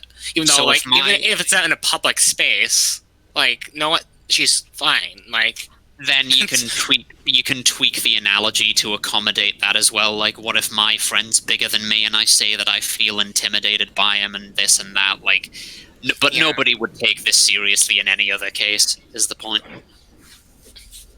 It's ridiculous, yeah. Well, that's the interesting part about it, though, is like I feel like the reason that that's actually relied upon, the size discrepancy, men are bigger or whatever, is that if it's only in a woman's head and it's not expressed in any way, they just take something that's like, oh, well, you're bigger than her, right? They take the thing where it's like we can't trust women to express anything, and therefore they have to find something that's just like generally the case to rely upon, because it's so obviously ridiculous when you only rely upon this like mental state to be your only evidence. Yeah, and the solution presumably would be to tell women to be better communicators of when they actually don't. You can't say that, right? No, women are already, they're the ones with the emotional intelligence. They're great communicators. Yeah, well, I mean, of course, this is a rather remote prospect, expecting things of women. I mean, come now. I know, right? Well, I'm still a proponent of the man up woman paradigm. Yeah, where it's a little bit well, white-pilled. I like the way Hannah Wallen said it on HBR a couple of days ago or something. She said "adulting up." I kind of like that, even though it's Adulting more, up. Or you can just say Adulting woman up, because woman implies that they're acting like an adult, a Yeah. female adult. So Wait. What did I say the first time? Did I say something retarded? What? Did I say adulting up initially, or did I say something else? You said adulting up. Oh, okay. Yeah. Thank God. Sorry. Yeah. But I guess manning up woman does have a better sound to it, because it puts the standard of behavior, because the male standards of behaviors are obviously superior because it's a higher standard. So I guess that kind of works, because it works better, because if you say woman up, then you're really only telling them or expecting of them what women are expected of today, which is not really much. So I don't know. Yeah. I just think that even if you're really severely autistic, you know the difference between no, stop, and no, stop, right? Like you know the difference, you know? Yeah. Well, I mean, this is going to be a bit controversial, but even people who are literally clinically retarded, which is to say they have IQs in the 50s or 60s, they do have sex pretty painlessly and uncontroversially on a somewhat regular basis. It does happen. Because sex isn't really that complicated. It's usually fairly obvious when someone does or doesn't want it. I mean, animals manage to do it, So. Right. Yeah, but maybe we're all just rape babies. Every single one of us. We just did not have enough feminist literature out there to stop us all from being rape babies, and that's why we're all just normalizing it. I think that's what we're expected to believe here. The solution is to kill all rape babies, honestly. Yeah, I just need to purge them. Hey, you know what? You know who will like that, actually? Greta. Greta should be on board with that, because that's going to do a lot to lower carbon emissions. Fucking Greta. That's right. Yeah. That is how you feed two birds with one scone. I just solved rape and climate change all at once, and all it takes is one humble genocide. Wham bam, thank you, man. Where's my goddamn Nobel Peace Prize? There was another paragraph that began, "Perhaps we should," I think, which I also took exception to. I kind of want to look at this next bit here. She goes into men high in conscientiousness who are sensitive to social disapproval, but who nonetheless have difficulty reading subtle social cues, could make good husbands for women. These men are unlikely to want to take the risk of approaching women. As substitutes like sex robots and virtual companions become better and cheaper, they will monopolize the attention of such men. Oh no. Oh, the poor women. Sorry. If you can't, The if you thing can't tear about- your awkward boy away from his love doll, like, I'm sorry, he's just not into you, you know? The thing about social awkwardness and recognizing cues and this and that and these new social norms, I just have to say, sorry to sound like a broken record, like, it's interesting that even 20 years ago this wasn't necessary. Like, that is all these weird social sanctions. Like, for all of human history, we managed to get by. Even awkward guys, you know, they managed most of the time. So it's just, yeah, it's It interesting. feels like that it's getting worse, is what you're trying to say, right? yeah, Well, and Well, yeah, she, but she it's would also- agree with you that it's getting worse, right? Because this next part, she says, think of an introverted engineer with Asperger's syndrome who wasn't sure how to broach a conversation with a woman back in 2015 and definitely isn't sure how to do that in today's culture, right? yeah. Like, is 4 Like, years, was 2015 that different? Or how old are we? I don't... Well, the thing is, she's written it in such a tone that it's kind of difficult to tell whether she approves or disapproves. Yeah, it's like a tone of constant deniability, right? Yeah, I feel like maybe it's a defense mechanism. See, in 10 years, he Yeah. could have a beautiful robot companion. Indeed, he could have one that could emulate the experience of having sex with dozens of different women. That has I a don't see lower the problem barrier with to that. entry. Giggity. entry. Than the mating Oh, market, and that keeps him satisfied enough to remain a happy bachelor. Some woman misses out on a conscientious guy with a good income who might not know exactly how to respond when she says nothing's wrong, but will definitely Well, keep maybe- the cars tuned Maybe up. women should step up and do their part. They shouldn't expect men to do all the things. Maybe if they are missing out on a good man, maybe they should do the first step and instead of just being there and expecting the men to do all the work. What about Yeah. doing the share of equality, bitch? Yeah, tune Because your then it own gives cause, men- bitch. You know what? Then The it's sort- fucking the Asperger people and the autists, they're not coming to you saying fix your own goddamn computer, program your own thing, right? But then of course everybody turns around and says, "Hey autist, you need to do all of the emotional intelligence even though we're supposed to be like the social fucking butterflies, right?" I always that double standard. I hate it. I hate it so much. Like, what are the autists demanding of you? Like, fucking nothing. Just stop being a bitch. Well, Yeah. when they say that women are emotionally intelligent, it doesn't seem like they mean they're emotionally proceptive, or that they go out of their way to initiate social interactions, especially not intersexually. Like, that's almost never the case with women. Oh no, you just used a whole bunch of extremely phallocentric words to describe that. Proceptive, right? Intersection, I mean- like that's all very, very phallocentric, and you have to remember that women's way of knowing is like a valley, and it's it's not constrained by this Socratic if this then that style of male supremacist logic. What I God love about bless. this is that it's essentially going to give all these like awkward guys like standards for women, because once they have all these nice little sex dolls, like women are going to have to step up their game. They're going to have to actually be interesting people. They're going to have interesting values. Be like a little bit more intelligent, perhaps. And men are just going to have like a little bit more standards for them. I think it's going to be a good thing. Also, if she feels threatened by an inanimate object, then maybe she has nothing to offer other than sex. So her value to humanity is really, really low, and she shouldn't reproduce to begin with. Just saying.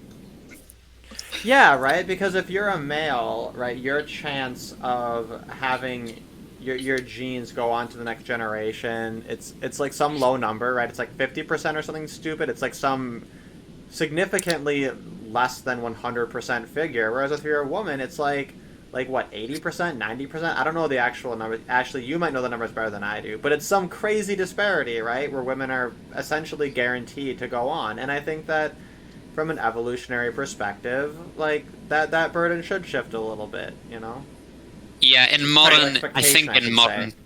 in modern societies, it's probably closer to 100%, apart from the ones who have, like, I guess, severe endometriosis, or maybe they're all lesbian autistic incels like TERFs.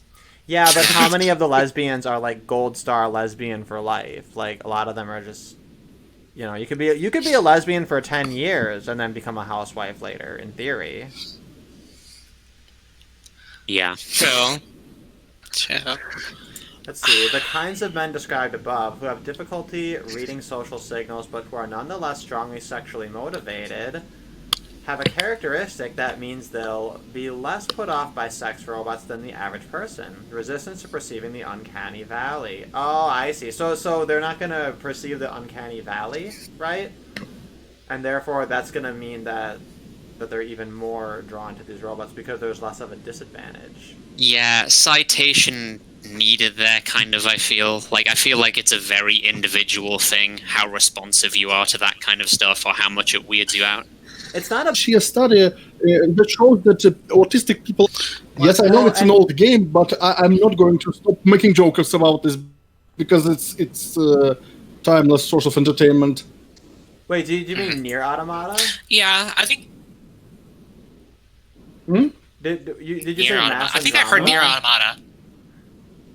I didn't quite hear it. No, Mass Effect Andromeda is like one of those games which has the worst... it's maybe not the worst facial animations ever, but worst facial animations in a AAA game in recent memory. It's like... yeah. Everything. Yeah, my friend got that one. Wrong there, but...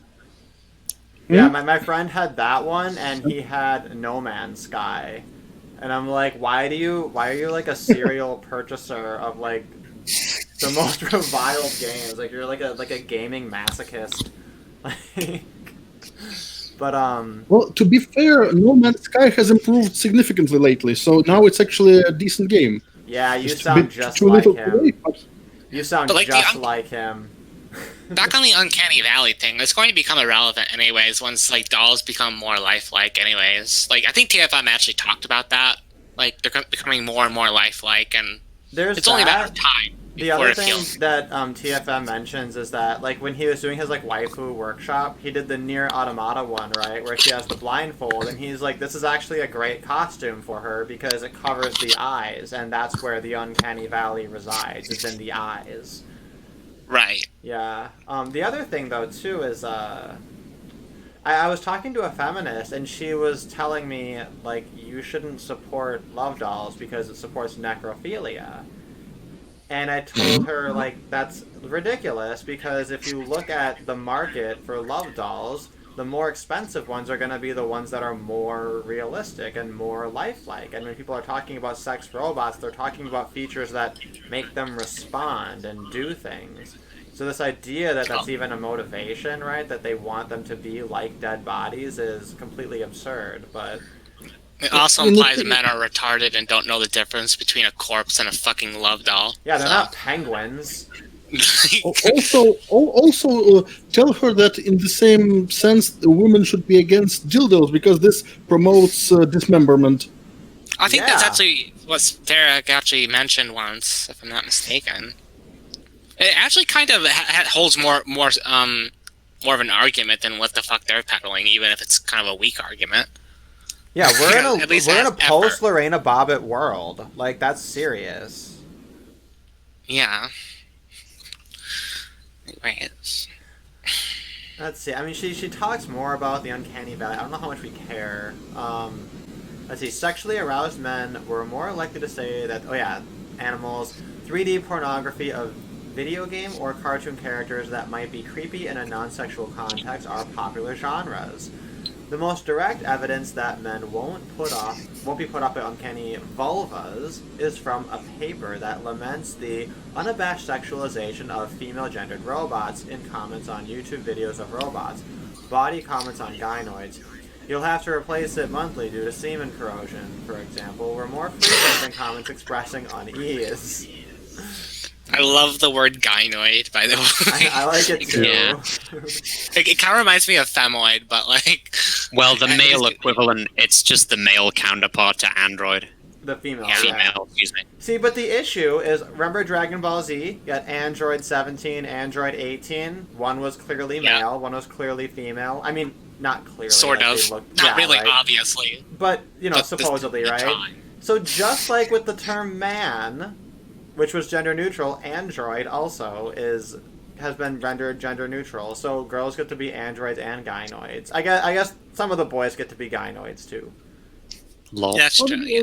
Gynoid is like specifically android that looks like a female. You can say that some androids are very like C-3PO. It's not like male or female because there was a similar model in the the Phantom Menace that has a female voice. So you can say that this is Yeah. android because Android of gender. and gynoid. I But always if it wondered had what the actually fuck the- C-3PO's gender was. Like, as Well, a it kid. is- Like, Of course, I this think doesn't it's have girl, gender, but guy. it's again, those robots are made to look human, not because this makes sense, but because this is what people are have better time communicating with. So this is for the benefit of humans that they are emulating like feminine or masculine personalities. It's again. The whole reason is for them to appear more human, so humans are more it's more pleasurable to talk to them, or less it seems less like talking to a machine. That's what I'm talking about. So wait, Right. so is R2D2 like I want to say so he's just a droid, but I think droid is just short for android.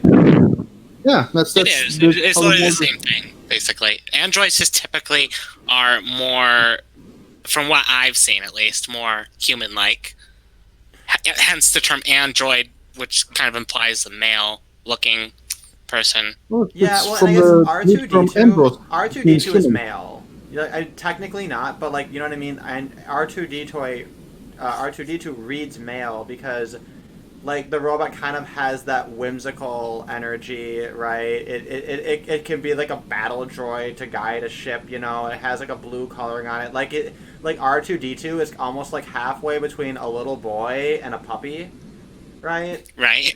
I don't know. To me, it seems like trash can on wheels. I don't associate any gender with yeah, it but because R2D2 is it's. cute. R2D2 is really cute, and then like I feel like anything that's Or it's a cute, cute trash can.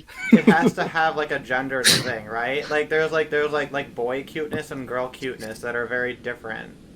Right. Boy cuteness is more so energetic and, like, crazy. Yeah, like boy cuteness is like sometimes they'll have that like scruffy little voice, almost like they're a smoker, and a little boy's cap, and they'll be like Indiana Jones's little sidekick who always like gets into trouble somehow and like calls Right. people names and is always like, "Oh, come on, man," and like stuff like that, right? Whereas like girl cuteness is like a princess, right? They're really sweet and they got big eyes and maybe they have their own shenanigans, right?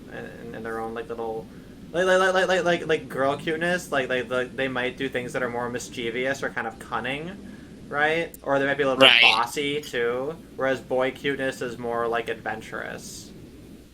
I think we're Exactly. going off the deep end by discussing the gender of a trash can on wheels. That doesn't I'm gonna write articles about the genders of abstractions. I'm gonna Oh, do dear. my own Do my it. own fucking what's her name? McGrath. What's her first name? Titania? Titania. I was gonna say Tatiana. That must be the black version. Oh, no, I think it Titania is McGrath. Tatiana. I don't know. It's Yeah. not Tatiana. Tatiana's the black version. We just established that. Titanium. Alright. I think it's titanium McGrath. Yes. Let's get to the vulvas. Vulva, yeah. You said that in the gayest way you ever could have. Vulva, yeah. My voice is hoarse, okay? The most direct evidence that men won't be put off by uncanny vulvas is from a paper that laments the unabashed sexualization of female-gendered robots. Did we already read this? Okay, yeah, we already did. Yes. Perhaps we should encourage some men to use sex robots. Men who get environmental cues that their evolutionary dead ends disproportionately menace society. Yeah, this is the Wow. fucking point. I've been making this point forever. Give all of the psychopaths and the pedos and the necrophilics, give them dolls, right? I don't think they're going to be defining the market, but like, yeah, if they're evolutionary dead ends and they're I fuck don't up, think. I don't think she's talking about that though. She's saying men. I think she's talking about men in general. she just means like the that. incels. She means the ones who don't Yeah. have the jaw lines that are good. Right. Or we can turn them gay. I don't know. You know, or maybe if they maybe turn them into traps if they're cute enough. Yep. Yeah. You know, there's plenty of options. It's a brave new world, right? Exactly. We don't have to close any doors we don't have to. In the Alex Jones 1980s, gave up. evolutionary psychologist couple Wilson and Daly found that perpetrators of violence and homicide had something in common. They were young, single, and didn't have access to the kinds of resources with which to win mates. I love how that's worded. They didn't have access to the kinds of resources with which to win mates. You know, earlier, she had alluded to this earlier, right? About how, like, oh, this poor woman, hypothetically, this poor hypothetical woman could be deprived of the resources of this Asperger's engineer, right? Yeah. But So basically, she's admitting that she is, a gold digger. Hypergamous. Then again, look at her surname and tell me you're surprised. Yeah, well, hey, man, yeah, What's her surname? I'm just saying. Fleischer, What's her surname? Diana Fleischman. Fleischman. Oh, I know where this is going. Mhm. This is one of my favorite subjects. What, Stop. you mean that she's Jewish? Yeah. But No, not Yeah. Jewish, Jesuit. Jesuit. yeah. Well, her surname does mean meat man. That's literally what it means. Really? Yeah. Funny. Sorry. So, I mean, I could make the obvious objections to this, which is that we have more single men in society, in Western societies just now, than we have it most times in recent memory. And there hasn't been an uptick in violent behavior. And you can also look at societies that have extremely skewed sex ratios, like Qatar. Crime rates there aren't especially high, as far as I know, even though there's a dearth of eligible women. Part of that might be because so much of the population are expatriates. But then there's also the fact that I believe it's 20 to 25% of people in European history, like prior to the 20th century, didn't marry, didn't have kids, and it wasn't known for being any particular driver of social unrest. So I just, but yeah, there's another aspect to this, which is something that people don't talk about. So we know that antisocial behavior, or that you could even just say illegal behavior, and I mean things that have been illegal forever, not just recent hate crime legislation or stuff like that.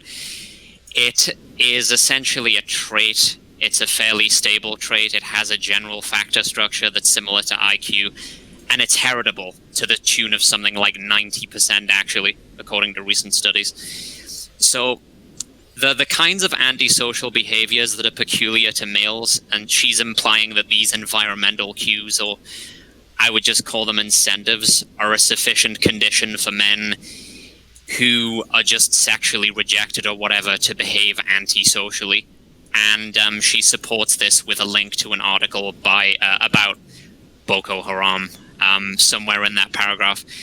And I don't think we can generalize from Boko Haram to the whole of the human race, because it's okay. So it's built on assumptions that all men are wired the same, or that they've evolved the same and are equally responsive to these cues, and that's not what the evidence suggests. So you've probably heard Karen Strawn talking about things like this, but so in the state of nature, so to speak, all cooperation pretty much in nature is based on either family membership or reciprocal altruism, which is where you forge these sorts of contingent alliances based on exchanges of food, wealth, knowledge, etc. And there's no reason genetically to invest empathy in anyone beyond that. So that's how chimpanzees behave. They're very nepotic. It's how most life on this planet behaves.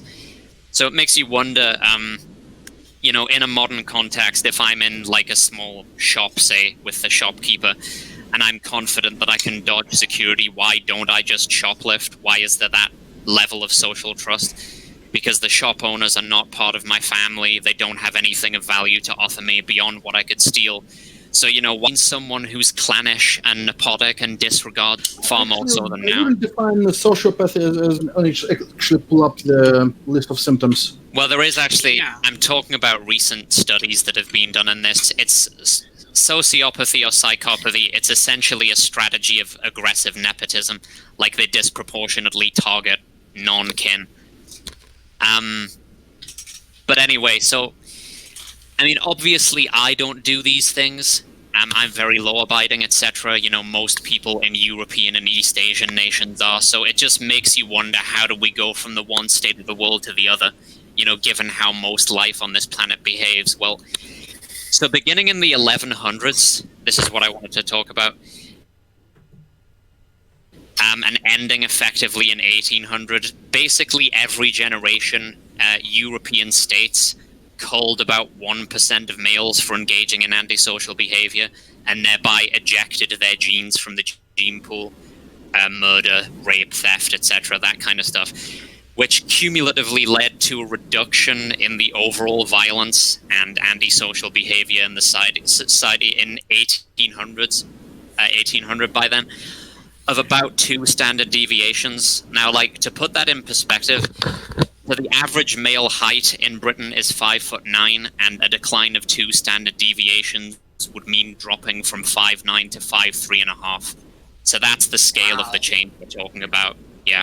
That's And quite you low. end up, what you end up with basically is a population such as in the West, where relative to the completely domesticated, and you don't need anywhere near as harsh an incentive to encourage people to abide by the law. And there are places on this planet, unfortunately, where, you know, people haven't been cut down from 5'9" to 5'3" with respect to antisocial behavior. You know, when African tribesmen, like, brutally rape and murder every single member of a strange tribe, and it's not a trivial percentage of them who do it, it's huge numbers of them, and their women egg them on as well, of course. And, you know, they aren't remorseful. They don't give a shit, because the only law they care for is the law of tribe, you know, their kith and kin. That's basically how they view things. There's actually a term for this in anthropology. It's called amoral familism or familialism. And Europeans have other strange adaptations that make them different, like higher affective empathy, basically experiencing emotion vicariously, which is a consequence of the feudal system, I think, where people continuously had to deal with strangers, journeymen, dependents. And it also has a relatively non-viscous population structure, which means, like, there's very little inbreeding in the history of European societies relative to the rest of the world, because the Catholic Church banned it. And the reason that's important is because it decreases the genetic distance between your family and strangers, so that improves social cooperation. But anyway, so Karen Strawn has always talked about this, and about how unusual it is that human males who are not kin can cooperate with each other. But there are a couple of things missing from her analysis in this respect. It's not just unique among primates, it's unique among pretty much everything, this domestication process.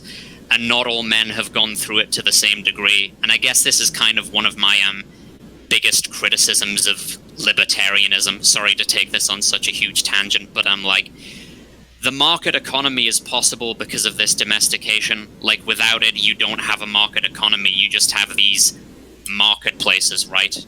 These local, familial, nepotic things, because there isn't the requisite social trust for it to expand beyond that. And that was facilitated by basically state domestication, by a central authority that was prepared to say that if you behave in an antisocial manner, we'll delete your genes from the gene pool. So the reason it's relevant to this is, like, I'm not saying it's impossible now to get just normal guys who are undesirable or whatever to engage in violent or antisocial behavior of the kind she's suggesting, like terrorism, whatever. But I think for Westerners, like for whites and East Asians, it's going to take a lot. Like, it's going to take desperation of a kind more serious than not getting laid. And, yeah, So Right, because the stats you mentioned earlier is like just because you have all of these single males in a population, we're not seeing like an uptick in these kinds of like crimes or anything. But well, Yeah. also the thing is, you mentioned that like you don't need the social consequences to be as strict as like the death penalty in order for society to see the benefit. I would actually argue this is a pretty strong case to make for the death penalty. Like, if it's going Sorry. to have this dramatic of a eugenic effect on the population, you know... Oh yes, I agree. Like, because, like I said, antisocial behavior is heritable. It's as heritable as anything else. It's not just a matter of, environmental cues, although that can influence it. But what it's doing is, by taking those genes out of the genetic tumbler, you're reducing the compulsion to act out violently in response to legal oversight and such like, in terms of violent behavior. But what happened was, because of the domestication process, it kind of it undermined itself in an interesting way. Because by the 1800s, people didn't want to do this anymore, because society was so much less violent. Like, they didn't want to carry out the sentencing. It was regarded as too harsh, became more and more taboo, etc. But yeah, I agree. Like, I think the death penalty should be used, continue to be used for this reason, to continue to eliminate these socially problematic behaviors. I don't know if it's a realistic prospect, but another thing that's interesting about this is that it's So, and I think it makes sense to focus on this first of all, like to make it a priority, just because it's easier maybe to enforce, is that so all of these measures imposed, removed the genes for basically male misbehavior out of the genetic tumble, violent behavior, which will also have affected females just because of the genetic overlap between the sexes. But there isn't any real... there's been no effort to police female antisocial behavior, and it's also just a reality that in some environments it does make sense for women to be attracted to men who have these kinds of dark traits. Like, I guess if you wanted to construct an argument for it, you can sort of see it, like scarce resources, an environment where everybody else is violent, so you need someone for protection, state of nature, etc., etc. Yeah, well, and if you have the capacity to go war bride, it's kind of like an undeniably useful evolutionary strategy. Right. But I think in the current context, I'm not saying that we should kill women for their mate preferences, obviously, but, like, if a woman has a history of copulating with essentially psychopathic men, or men who engage in loads of antisocial behaviors, that means she's enabling those traits to reproduce themselves, and it's not good. Okay, I see where you're going with that. And I don't know if there's a straightforward solution to that. Well, because here's my issue. So you say it causes a problem for libertarianism, and I agree. There's a major kind of divide within libertarianism, right? Which is sort of the anarchy button moral dilemma, right? Would you press a button that abolishes all of the governments, right? And you have some people saying, like, yes, the ends don't justify the means. This is a matter of principle. We have to abolish things that are immoral, and we'll figure it out as we go. And then you have another perspective, which I think is more close to like what, like someone like Stefan Molyneux would argue, where he says, no, we can't push that button because society's not ready, right? Like, he argues, like, he had at one point said, if Ron Paul had won the presidential election of 2008, there would have been blood in the streets, there would have been all this chaos, people would have pointed to that, they would have blamed libertarians, and then it would have set us back a couple hundred years, right? So the idea is that, like, all of this idea of having Ancapistan, we can't have it until we've already done the groundwork in society, and that's why, like, Molyneux focuses so much on, like, at least he did in the time, focus on, like, ending child abuse, ending spanking, right, and things like that in order to kind of foster in that culture. And I wonder if maybe bringing back some of these punishments, even if some of them are a bit draconian toward both men and women, if eventually we can reach sort of a society that can, maintain an anarcho-capitalist society. But then, of course, the question becomes, do we then eventually risk, if we don't maintain that sort of authoritarian treatment, if we don't maintain that for a period of time, do we just end up in the same cycle? Right. Well, I mean, I guess all I was saying really was, and I mean, it's an interesting question. Society might be ready for it now, but I'm just saying it wasn't in the year 1100. And the way that we got from the one state of the world to the other state of the world, the state did have a huge role in it because it conducted the domestication, essentially. Right. Yeah, if you follow me. No, yeah, and I think that most people, I think in most ANCAPs, they wouldn't disagree, right? That there was utility in what the state did in certain areas. Of course, we might contest that it was necessary for a state to do it in particular, but, a government road is still a road. I can't take that away from it, right? Yeah. Oh, and there was just one other thing I kind of wanted to address on this topic is a lot of people are extremely reluctant to acknowledge the fact that female mate preferences have a role to play in male antisocial behavior. But of course, in these societies where a huge percentage of the male population dies violently, it is a status signal. It's not that they're attracted to, well, it's a status signal that allows them to attract mates, and the expectation for them to engage in violence is put upon them by females just as much as males. And as far as Western societies, that don't have these norms anymore, it's I appreciate that it isn't just all about female choice. Yes, I know that rape exists and that arranged marriages exist, although that was never common in European history. Just fun fact, that the Catholic Church actually had a really weirdly liberal notion of marriage from very early in their history. They actually so your parents couldn't force you to marry someone, and up until the 1500s a priest didn't even have to be present at the ceremony. Just two people could go into the woods and declare themselves married.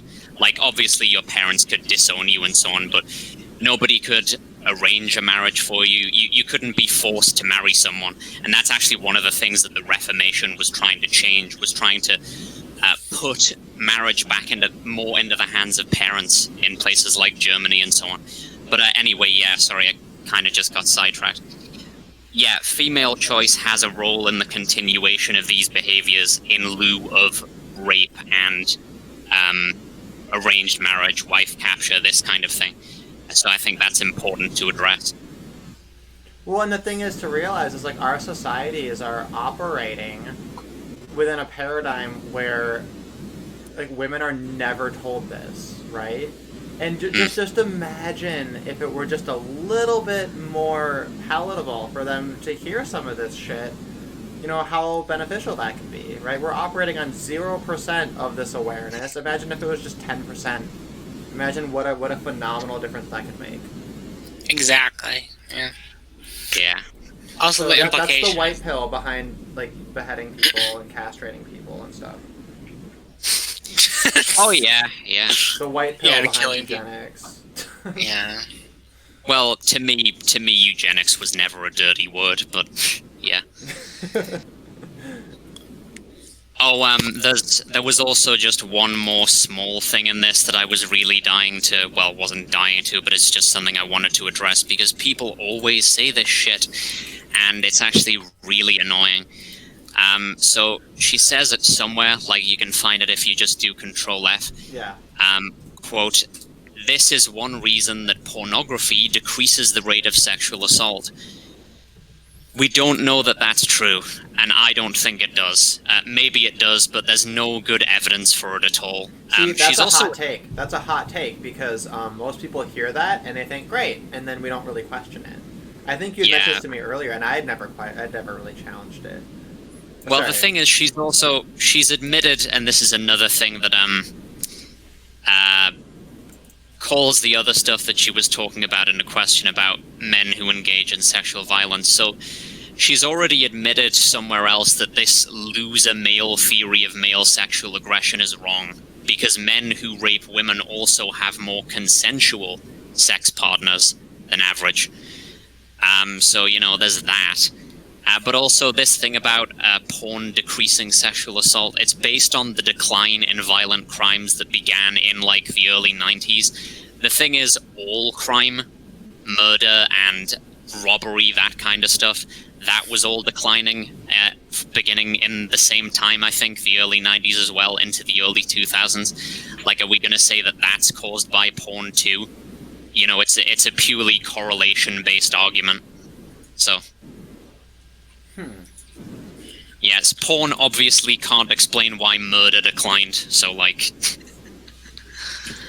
yeah. But yeah.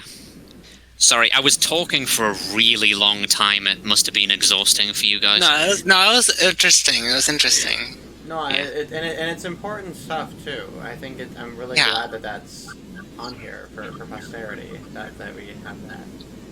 Yeah, because I feel like this is stuff that nobody really talks about. No, and I agree, too. And, that's the thing that bothers me about... I was going through my YouTube subscriptions when I was adding ones to, my little, automated thing, now that I know how bots work on Discord a little bit. And I'm looking through so many of them, and I'm just people posting, Lauren Chen videos where she's, criticizing... that video of the woman hitting the man, and she's like, oh my god, guys, imagine if the genders are reversed. And I'm like, bitch, this is 2019. What are... And then I see people posting, oh my god, this gives me faith in humanity. And I'm like, how are you this far behind that this is news to you? And it's I get it, there's a place for that. I get it, there's a lot of people who need that. But I feel for people who have kind of been... red-pilled to one degree or another for a number of years at this point, this conversation needs to advance somewhere.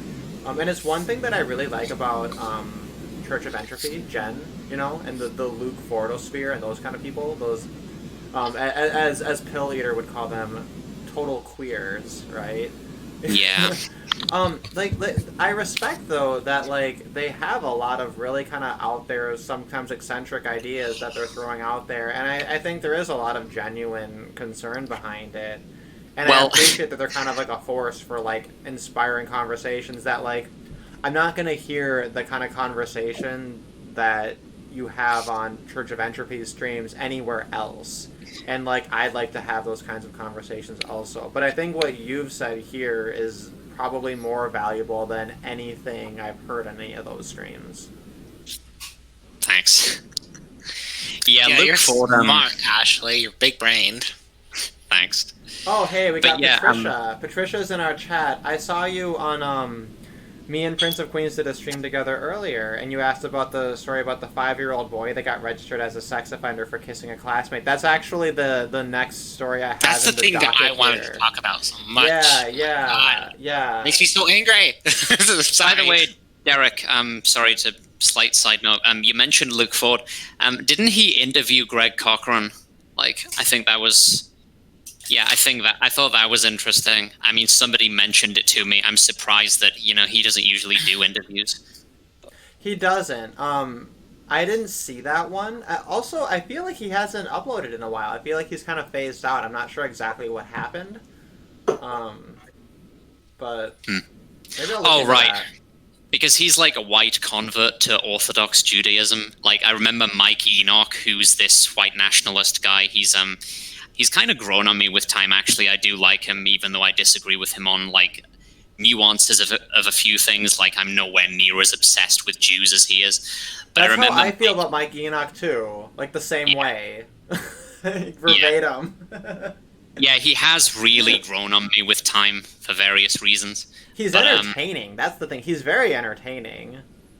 But yeah, I remember Mike Enoch showing up on one of Luke Ford's streams and just expressing his absolute bafflement at why Ford had converted to Judaism, and it was just really funny.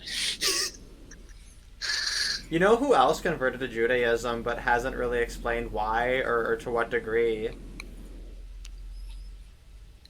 Who? Pill Eater. Failure? Oh, I thought he was. Really? I assumed he was taking the piss when he said that. Was he not? I don't know. Maybe he was fucking joking. Just like when he said he was trans, and I believed him. Oh yeah, that as well.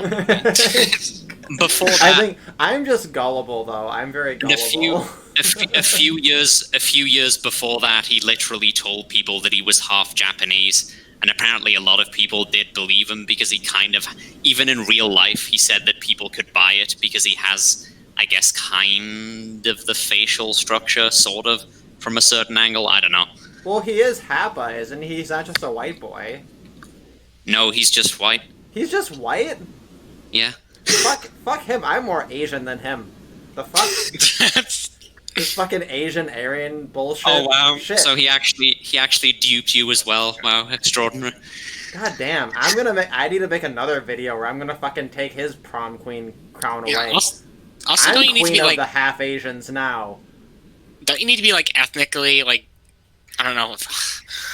That's the thing that fucking confuses me with Jews, anyways, is their concept of Jews being a race, the Jewish ethnicity. So that's always fucking confusing. But don't you Yeah, have to it be makes like, no sense. Don't try to make sense of it. It's just a lost Like- cause. But with being half Asian, if you fuck enough Asian dudes, you get to be half Asian. And I'm the That's- queen of the half Asians, therefore I get to make that the rule. And I'm sorry, our poor friend Patricia is probably just tuned in right now, and she's sitting here like, the fuck are I'm you just guys gonna talking get- about? I'm just gonna get a drink, guys. Be I back think- in a minute. yeah, but okay, but I think you need to be born on your mother's side. If your mother's side is considered Jewish, Yeah, it's You're allowed to matrilineal instead of patrilineal. That's one part of Yeah. it.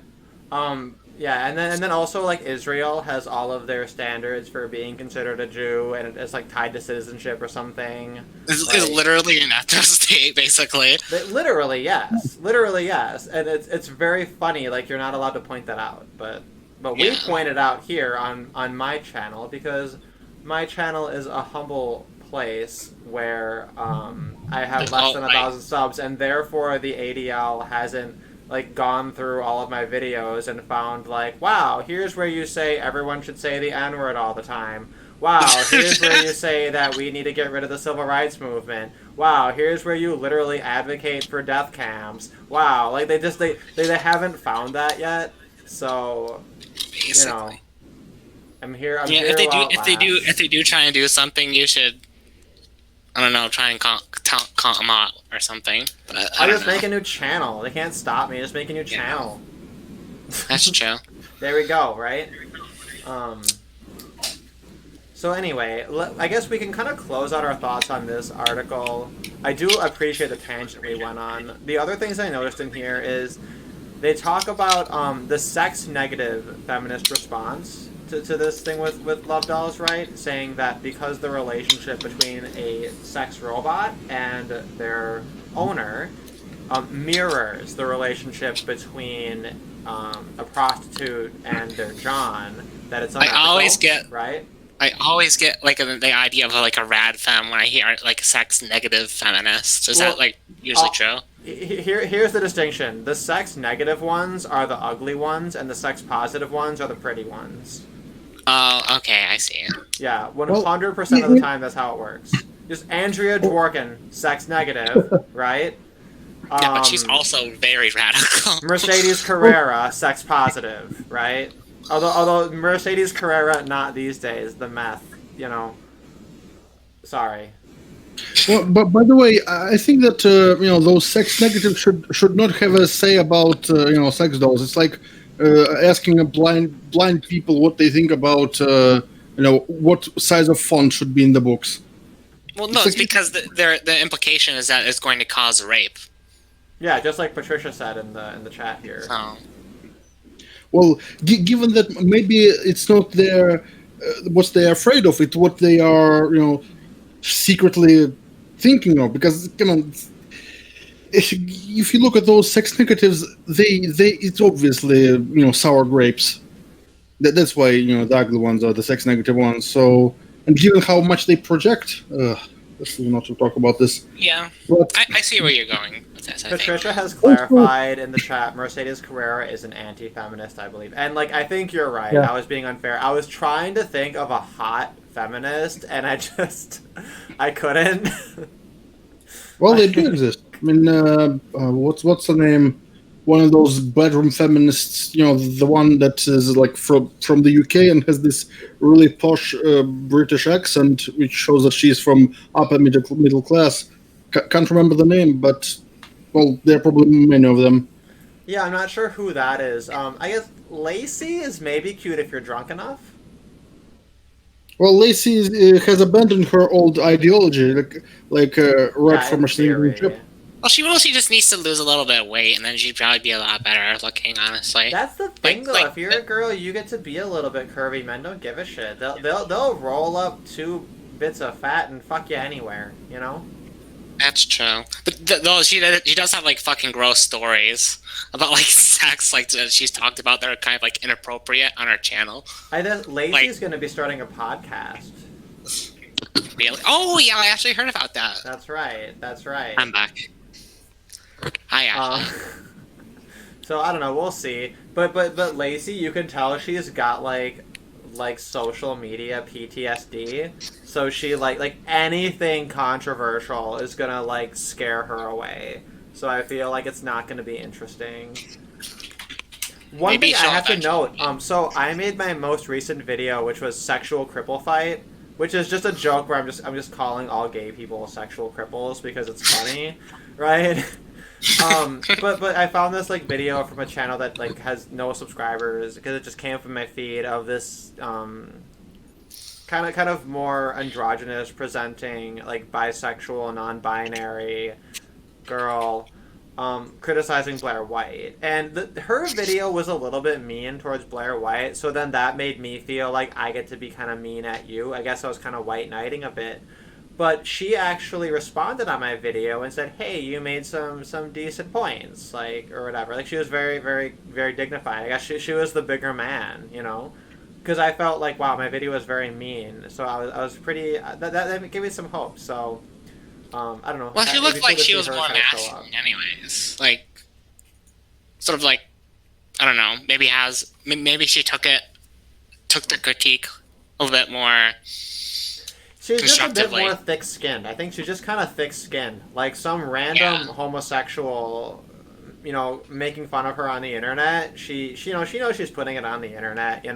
Like I feel Yeah. like that was kind of her take on it, which is very respectable. So I give credit where It it's sounds due. like she took the critique constructively. So Yeah, I invited what her I- to the Discord because I'd love to have her on a stream because she is more in tune with kind of the SJW non-binary sort of a culture, which I don't really have a direct pulse on. You're right, so I'd kind of appreciate her perspective. And she mentioned at one point in the video that she like wrote a paper about like certain native cultures where they make the boys dress as girls until they kill a polar bear.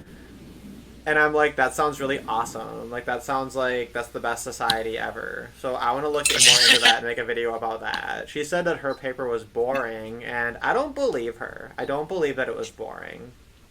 yeah. But, I've never really understood non-binary as much because like I don't really care about gender role like norms as much as like even other men because I'm pretty androgynous and girly looking myself. But like I never really understood why you would need a title of like non-binary. I just don't care about gender norms. Well, so that's the because idea- they Go want ahead. to feel special. It's one of those just the same way why Tumblrites invented a bunch of nonsense genders because they want to feel special. Just being so basically. Like yeah, there's terms for this already. Like if there's like femboy and like fucking tomboy and there's terms for this already that you don't have to make like another fucking sex. You don't well, like you don't have and to, if you're like, make completely if you're completely disingenuous, you're a trans-trender, right? yeah. Yeah. But like, yeah, like we don't like consider like the terms like tomboy or like femboy or whatever the fuck like different genders. So that's where I come from, I suppose. If David The Boy was still around, he'd be non-binary labeled as that is non-binary not or some bullshit weird is, gender label. I agree. Tri-state logic. Sorry, That's you guys non-binary. spoke over each other. Sorry. Oh. I couldn't hear anything either of you said. Shiva, go ahead. I was just reading Patricia's comment, so you can read that in the chat there. But Shiva, go ahead. Okie dokie, I'll read that. I just wanted to say that the only non-binary that is not bullshit is tri-state logic. It's like trinary, if you will. And unlike binary that has 2 states, high and low, tri-state logic has 3 states, high, low, and high impedance. That's the only non-binary that is not Tumblr bullshit. Right. Well, and one thing that Blair had pointed out is she's like, okay, like, sure, gender is a spectrum. It's still bimodal. And I think that clears up a lot of the confusion, right? It's like, yeah, it's bimodal. There's kind of this larger conception of a gender role because it's based on a sexual role. And if you imagine sex, like, sex in terms of its biological and genetic function has 2 parts. There's no third role in that sexual encounter, so to speak, right? So the whole momentum of human sexuality, it makes sense that it would cluster around 2 large points, and that doesn't exclude the existence of things kind of in the middle or things kind of different, you know? Like, obviously, you know, human sexuality, it is messy, it is weird, like, things aren't all in like, black and white boxes, and we all kind of know that, right? And I feel like the people who are proponents of this kind of SJW treatment of it, they sort of want every single degree of gray to be treated and cataloged and recognized and celebrated and accepted in a way that's just not at all practically or like intuitively, like cognitively, like useful, you know? And that's why there's so much pushback.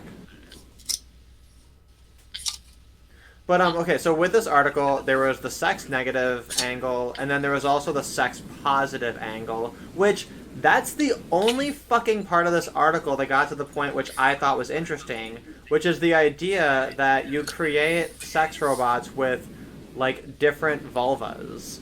Like this wide variety, this, like, wide range of different, like, vaginal structures in order to encourage people. Dolls. Sex dolls. But that's the thing is, like, you never think about, like, TFM's not talking about, like, various kinds of vaginal flaps that he wants on his ideal love doll. You know what I mean? Like, Celestina probably has, like, very, very symmetrical, very even, and everything's all kind of tucked in, very neat. You know, there's probably not any hair, obviously. It's this very kind of sterile sort of a vulva, this very sterile vaginal experience. And I imagine that if you're someone who's like really, really into women, part of the interesting part about having that kind of a love doll is, like, you want genitals that imitate, like, kind of the, I don't want to say deformity, but kind of, you know, like the asymmetry, right? Like the ball sack, you know, one testicle descends slightly lower than the other. If they're perfectly even, that looks weird. If everything's perfectly shaved, it looks weird. You know what I mean? Like, that's part of the interesting thing about, like, having sex with someone is, like, like, what do your genitals look like? And, like, it's kind of cool that people's junk looks different, you know? You know what? You just gave me an idea. Imagine, like, a love doll with an asymmetric vulva and call it Crooked Hillary. Yeah, there we go. And it could be like Hillary, but cute, I guess? I don't know if you can make that cute, honestly. I don't know. You know, to be honest, when I came back from getting a drink, I assumed you guys had just moved on. Like, that honestly wasn't anything No, else. we're talking about what I wanted this article to be about. I wanted this article to be about robot vaginas, and I was really disappointed. So we're making it about robot vaginas now. Cool. No, well, here's the thing too: is, like, with a love doll, you can, you know, you can exchange. You can, like, remove that part of it in order to clean it easier, right? You don't want to, like, fucking haul a whole body into a fucking sink and try to, like, stick a hose up it and, like, have all of your jism come out of its fucking mouth or whatever. Like, you just, it's just complicated, right? You want to be able to just conveniently pull that out. It's a little box. You just wash it in the sink, you stick it back in, right? You know, you can dry it out first, obviously. You don't want to get mold in there, right? You don't want to be like hiding in my room. Fucking gets a torso love doll, and like 2 weeks later is posted about how he got a UTI from it because he's like too embarrassed to clean it out because he doesn't want his mom to see him fucking washing his like woman torso in the sink. Yeah, you can have intersex dolls. But here's the thing: you can turn your love doll into a trap. You can just like get a thing that just like sticks like a dildo on it, and then the dick makes it cuter, right? And it can be a feminine penis. It can be a big raging cock. It can be whatever you want. You know, the world is your oyster. I love that phrase, raging cock. It sounds so dramatic, and it makes me think of like a male chicken. Well, they are like that, right? You know, when they're really raging. It's appropriate. Yeah. Also, there was the fact that they say that this is like for the future. They should have probably do research, because even now you can buy flashlights and dildos that are shaped like they are modeled to be like alien, or even kind of resembling some ticks of movie monsters. There's also a lot of variety and diversity in that. So it's like it's not something that will be in the near future or far future. It's like old news by now. I wonder why this is the author of this article is supposed to be like a biology professor or something, and she didn't do research before talking about how things are and how things will be. Again, the future is now, old woman. Yeah, it's not very imaginative, right? Like, this is a world where you have the alien dildos that, like, leave an egg inside you, right? And, like, it's put in an article, and it's like, hey, here's this weird thing. Let's laugh about it. Let's celebrate it, right? Totally casual. But then you talk about, like, I want to have my love doll with, like, a crazy alien vagina. And everyone's like, oh, you're sick. You got a problem. And it's like, oh, go fuck yourself. Like... we're talking about a doll, right? Like, it's just, fuck it. People fuck all kinds of weird things. People fuck pillows. People fuck, I don't know, they fuck their hand. Like, masturbating's weird enough. Like, who fucking cares? Aliens, how are we going to explain any of this to them, right? Let's just accept the fact we're all a bunch of crazy, degenerate people. And, like, that's just well, we don't need to explain anything. We don't need to explain anything to aliens. They are the ones abducting people and probing there in the ass, so... Well, I guess we're doing enough of that ourselves too, right? Maybe they're just copying us. Maybe that's the issue.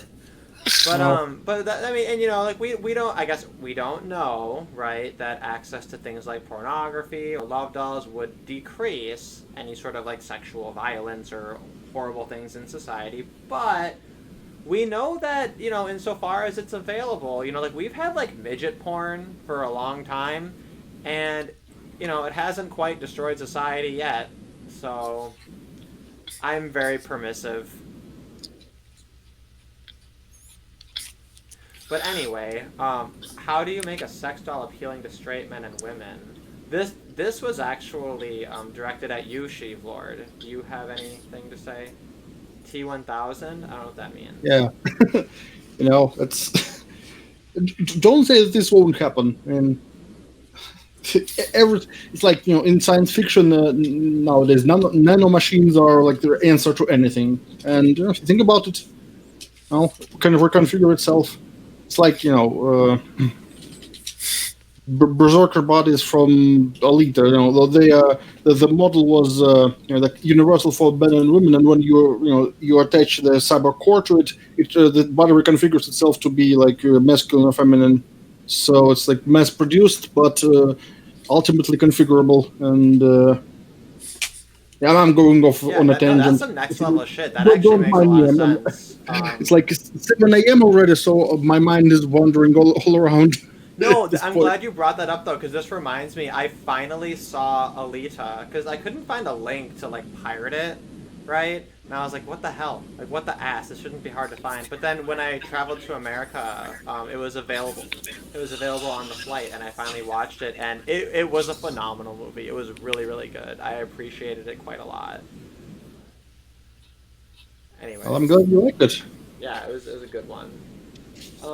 So what else was, I'm trying to remember what else was in this article we wanted to talk about. I think that was kind of it. Oh yeah. So then they're talking about the sex positive angle is that you could have different kinds of vulvas on your doll, and it's going to encourage people who maybe have like this uncanny valley to sort of like gain an acceptance for that and to make robots that are designed for women's pleasure or whatever.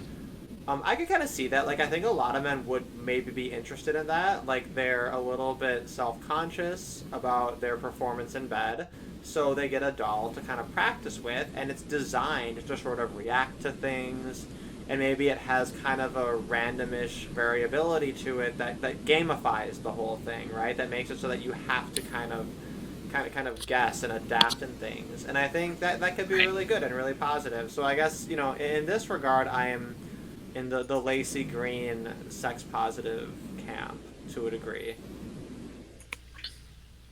But she says both camps underestimate the degree to which evolved psychology rather than culture or technology shape attitudes. If feminism had been as well developed during the advent of pornography or prostitution, would they look fundamentally different? Would there be a way of steering them in a progressive direction to make them... I don't know. Would there? I don't fucking care. I don't know. How about fuck this article and let's go to the next one? Any last thoughts on it? Well, Oh, Derek, do you have that study on suicide? That could be like a quick one. Or, I don't know. Oh, okay, yeah. I had that on here, and then I thought, we're not going to have time for it. But real quick, it was about suicide methods and the difference between, like, men and women, right? Yeah. What is this? Oh, this is part of that article. Let me just grab it really quick. But yeah, my only takeaway from it, from like kind of just a glance at it, was it just proves that women are bad at engineering because they can't fucking hang themselves like a man. Yeah, well, so we know that if you just look at completed suicide, that is people who actually manage to kill themselves, the sex difference in lethality of chosen methods diminishes a lot. It doesn't completely disappear, I don't think, but it diminishes a significant amount. And according to this, it's also the case that even if you look at men and women who choose the same method, like, for instance, hanging, and the sample size was decent as well. So men who hang themselves apparently are something like, I believe it was 28% more likely than women to actually die, like 55% of women versus 83% of men who hang themselves, which basically suggests that the women are doing it with others around, whereas the men are disappearing into the woods so that no one can find them, or something approximately like that. So it basically just confirms everything we already knew.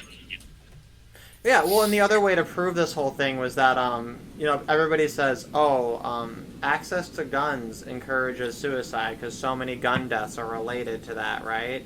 And then you go over and look at Australia where they have strict gun control and people just kill themselves a different way. Well, there's another thing that I find kind of annoying is that people seem to, I guess maybe it could be useful in some circumstances, but like it seems like they're using the word lethal as a synonym for gory, like as opposed to just something that kills you or can be useful for killing people.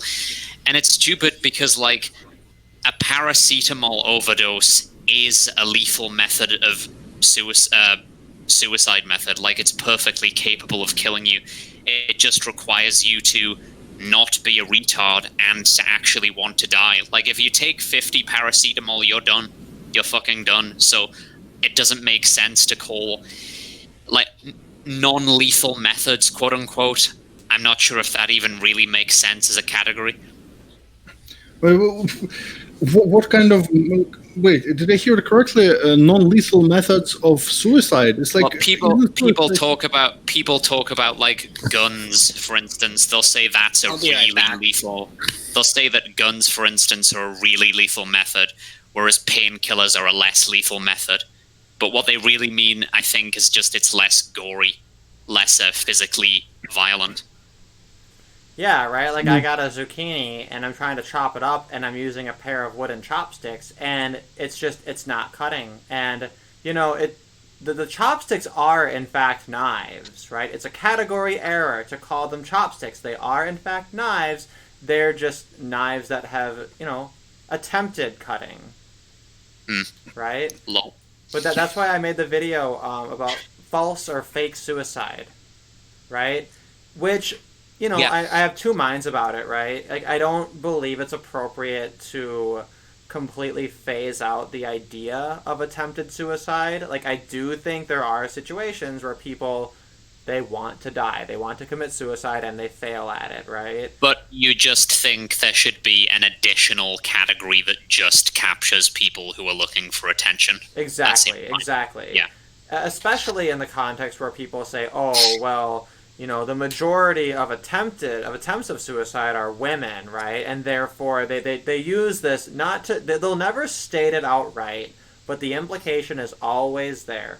They're always implying that suicide is not a men's issue. It's just men have so much toxic masculinity that they succeed, right? And therefore, this gender parity and the real problem is patriarchy. And I say, no, screw you. Suicide is a men's issue. It's only men who suffer enough to the point where they actually want to kill themselves.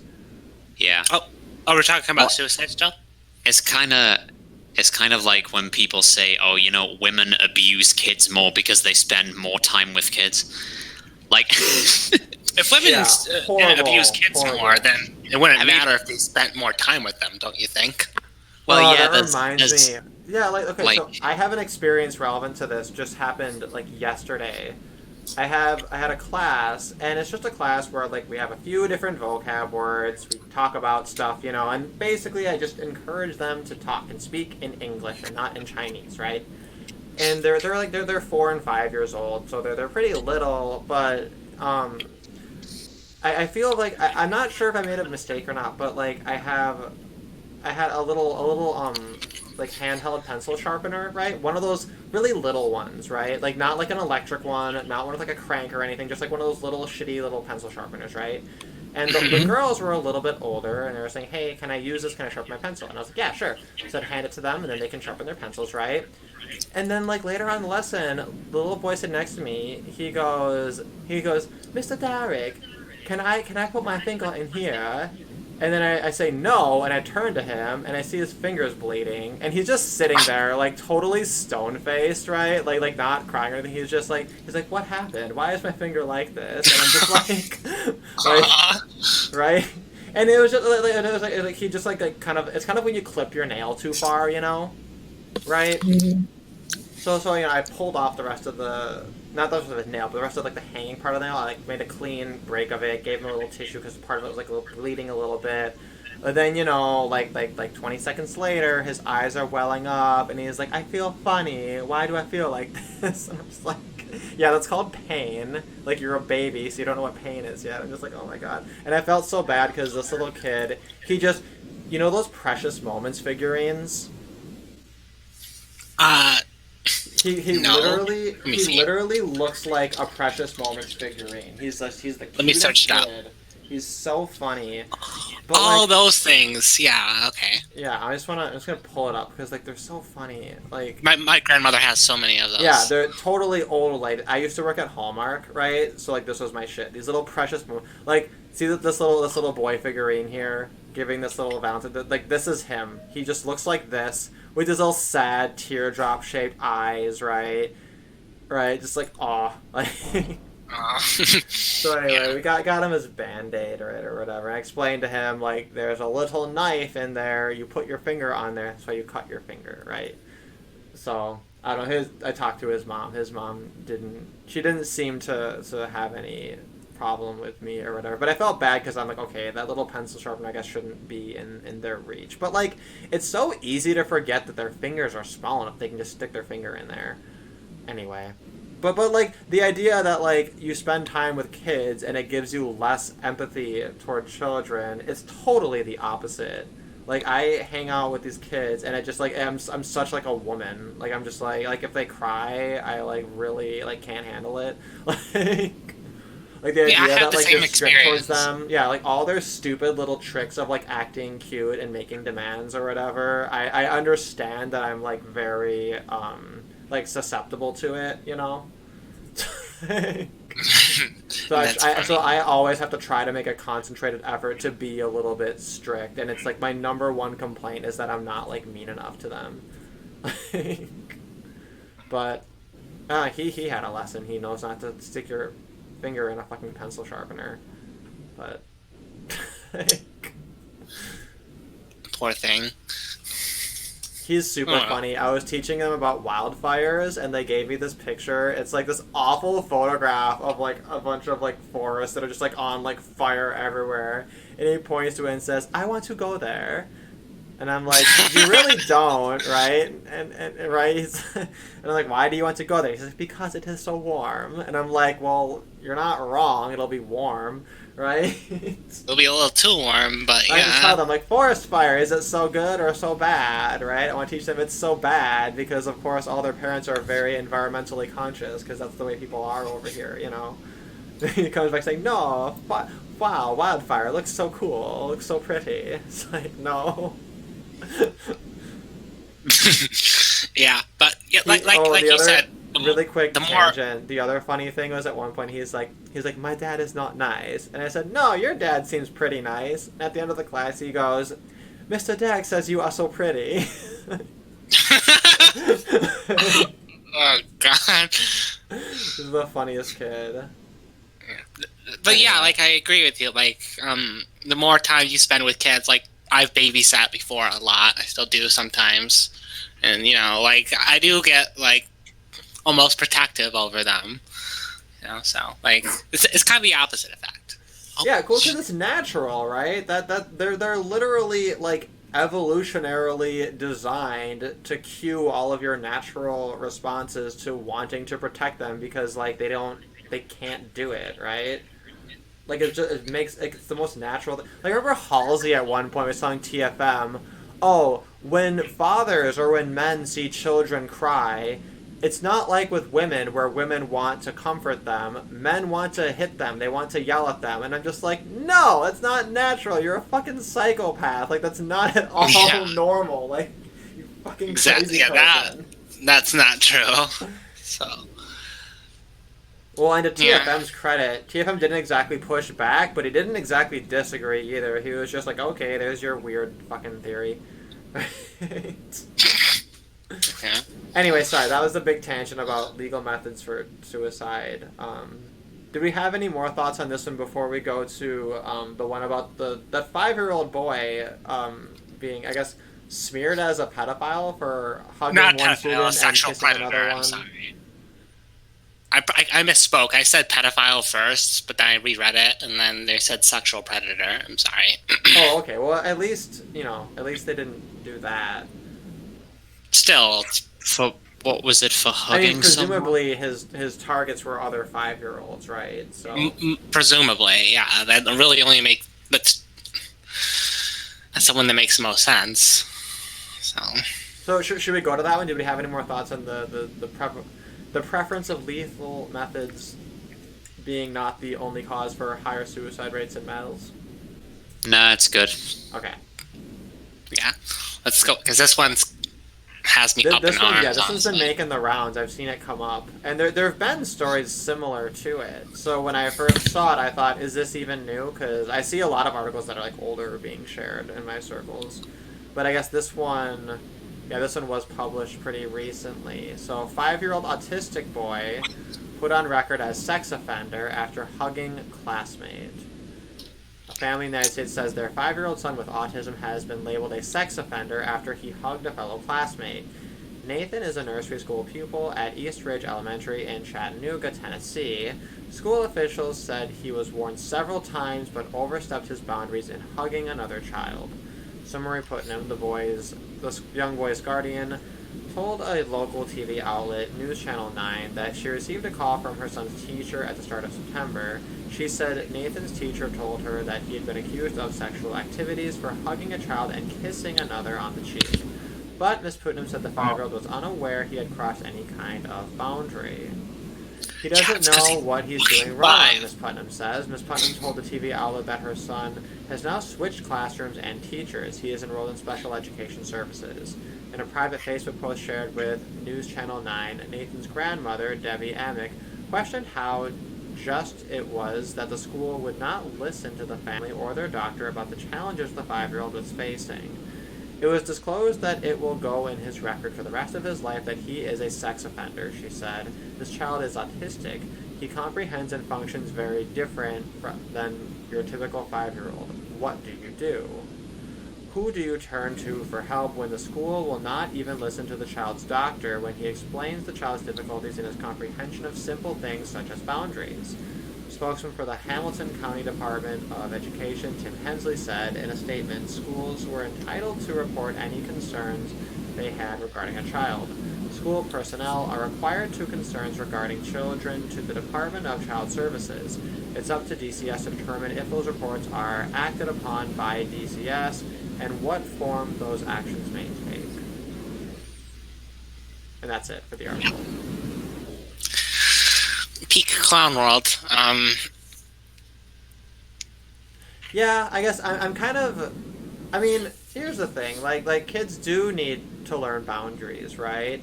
And I do kind of see how it's a little bit bullshit to just kind of throw your hands up and say, well, he's autistic, how is he supposed to know? I mean, if there really were, like, numerous complaints, right? And if, you know, the parents really aren't able to explain to him, like, you know, you can't just hug and kiss people at school, you know, it makes people uncomfortable, right? Just try not to do it, right? Some sort of reward mechanism, like, hey, like if we don't hear any issue of you doing anything like this, you know, we'll give you some candy or whatever, some kind of positive incentive that he can relate to. You know, if the parents aren't taking an active role in making sure that he follows some of these norms, like, I do think it's bullshit of them to absolve themselves of responsibility and to put it all upon the school. And I can see how maybe this teacher is dealing with, you know, 15 to 20 little 4 and 5-year-olds, right? And, like, you know, like, what if these kids are going to cry to their parents and say, hey, this little boy, you know, keeps hugging and kissing me, and I don't like it, and it's confusing me, and I don't know what to do about it. You know, like, the teacher has to be accountable to all of the kids, you know, being comfortable and being taken care of, and to the concerns of all of the parents involved, right? You know, all of that being said, I think that the real children in this situation are all of the adults involved. Right. Especially when he went from 0 to 100 and labeled him a sex offender for hugging and kissing, which is, as a 5-year-old, is obviously traumatic. Yeah, well, if actually... I don't even think he's gonna understand that or anything. Yeah. But we don't even know what that means. So I doubt that what they mean is that he's, like, on the sex offender registry for life. I highly doubt that that's what is meant here. It's worded in such a way that that's kind of implied, in which case that's insane. Like, that's obviously completely ridiculous. I'm not even sure there should be such a thing as, like, a sex offender registry. For kids, especially. I mean, I'm kind of skeptical towards it, like, toward anyone in a way.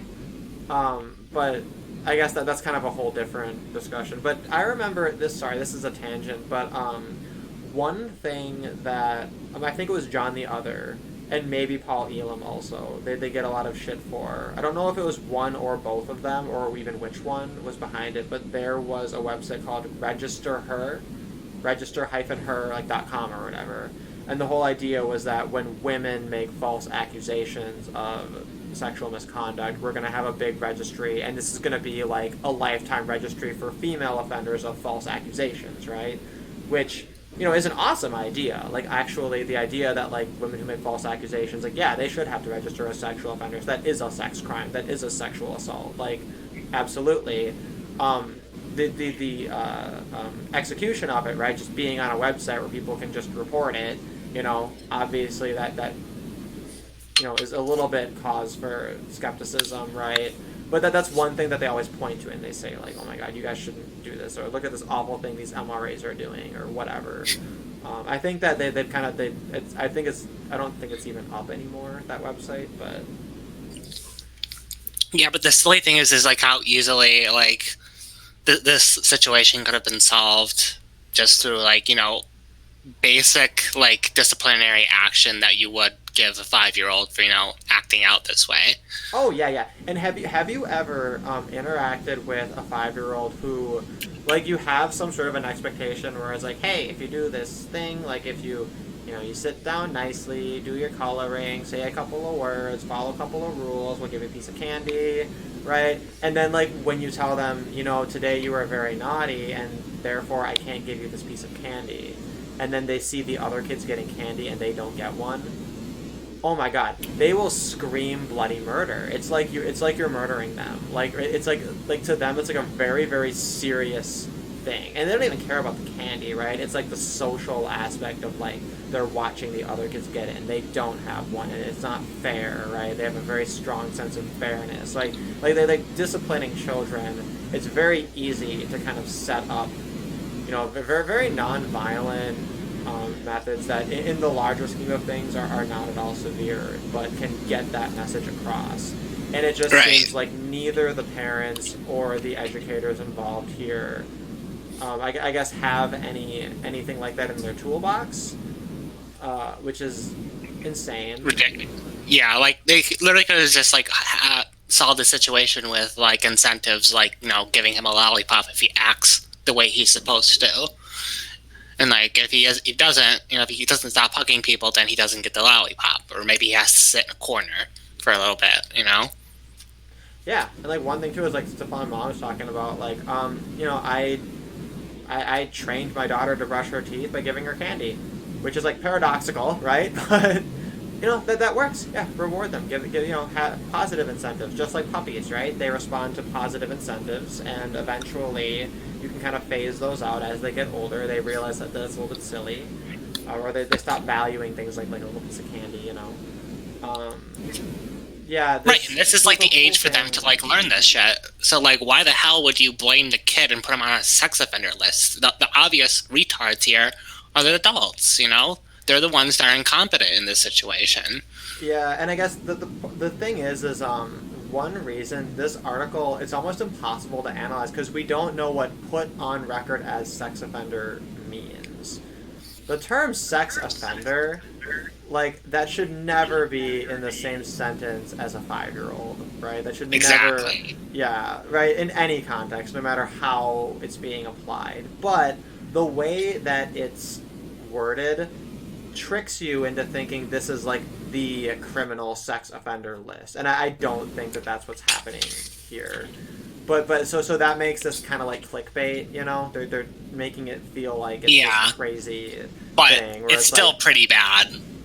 It is still bad. It is still bad, and I guess I'm kind of minimizing that, but I don't mean to minimize that. But I guess the reason I'm saying it this way is because I don't want to take away like the agency and responsibility of the parents. Like, I feel like they don't get to just say, my kid's autistic, therefore he can act however he needs to act. Like, autistic people aren't dumb, you know? They can learn and they can develop, even if they don't understand the reasons for things, or even if it's not intuitively obvious to them. At the very least, you can, you know, find a way to explain to them, like, basic rules to follow.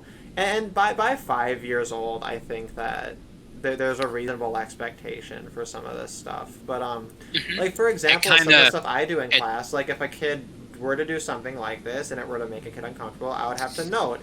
They have little handbooks, little just handwritten books that their parents can look at, so that, you know, they have some idea of what's going on in the class, if there's any kind of issue or whatever. Usually I just write, you know, really good behavior, always nice to see you, smiley face, right? But you know, if there is some kind of an issue, you know, he put his finger in a pencil sharpener and had an owie, or you know, he's hugging the girls and the girls are telling him to stop and he keeps doing it. You know, that's something I can put in there, and then the parents have some record of it. And in theory, I would be putting on record as a sex offender this little kid, right? Obviously, I wouldn't say, you know, your child is a sex offender, they need to stop, right? I'd say, hey, they did this thing, it's not nice. But yeah, just overblown, totally out of proportion, this whole thing. Yeah. I feel like the independent is irresponsible for reporting it this way. The parents are irresponsible because they don't seem to be interested in actually solving the problem. And the school is irresponsible for having kind of an over-the-top reaction to it. Like, those are the three parties that I kind of blame the most. On just, it's not strictly relevant, but on autistic people not being dumb, it kind of depends on the flavor of autism. Like, if they're just an Asperger, then yeah, there's really no issue. But for people with more severe forms of autism, which seems to be etiologically distinct, like, I'm actually not convinced that it's the same thing going on in the brain. But, stereotypical autism of the severe kind, they usually do have IQs, like, south of 70 and all that, aren't usually very verbal, etc. But it is nevertheless still possible to teach them things. I mean, you can teach retarded people things. It's just, you can't really use language. Yeah, well, that's a good point to bring up, because I think that the stereotype around autists is that they're kind of like idiot savants, you know? Yeah. Yeah. And actually, this is another thing that... even though that's actually incredibly rare, but yeah. You know, and that's the thing, I actually personally had underestimated the rarity of it, so I think that maybe that's an issue I haven't treated with enough sensitivity. But I remember, Hunk, we were talking about like different issues related to IQ, and it reminds us of something I'd mentioned, which is that, you know, we don't you don't need a society of people who are all top tier optimized complete geniuses. Oh yeah, this was the TFM thing, right? Yeah. All you okay. need is for people to just be like good enough, you know, like to we don't need it, but it would be nice. You have to admit, and I fucking you would add that, of course you would add that. I understand. Got Mr. British Empire over there.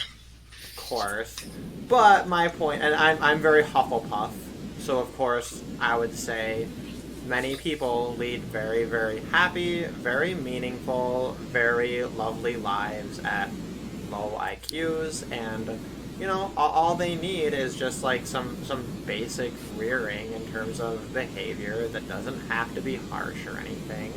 You know, all we need is people to just not... We just need enough people in society to not be absolute knuckle-dragging frickin' monkeys. Since you said Hufflepuff, I know it's cringe as fuck, but out of just curiosity one time, because I knew it was just a thing some people do, I actually did take one of those little, like, Harry Potter quiz things online where it shows you which house you would be in. Like, and you got Ravenclaw. Based on your attitudes. No, I was a Slytherin. Oh, of course you got Slytherin, yeah. No, you know what would have happened to you is the Sorting Hat would say, oh, Ravenclaw, and you'd be like, no. And he'd be like, okay, fine, Slytherin. I wasn't allowed to watch Harry Potter. You'd bully the Sorting Hat into making you Slytherin. I wish I was able to get into Harry Potter as a kid. That sounded like very fun, but my parents said it was satanic, so... No, the way Americans... Sorry, I just have to mention this. Like, the way Americans pronounce the word Harry, like, to me, it sounds like you're saying H-A-I-R-Y. Like, Harry. Yeah. Harry Potter. It's the same phonetics. Harry. That's how you pronounce it. How do you say Harry? Harry. Harry Potter. Harry.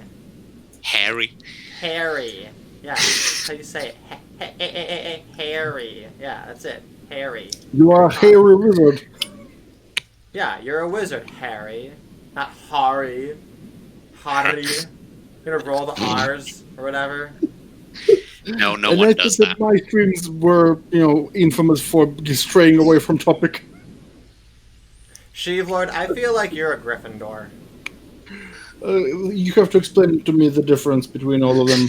Oh, you haven't read Harry Potter? Okay, I know that the SJWs made it cringe as hell, but I say read it. It's a really good series. Like, Harry Potter's awesome. Like, yeah, I'll buy it for Harry Potter. Those are good books.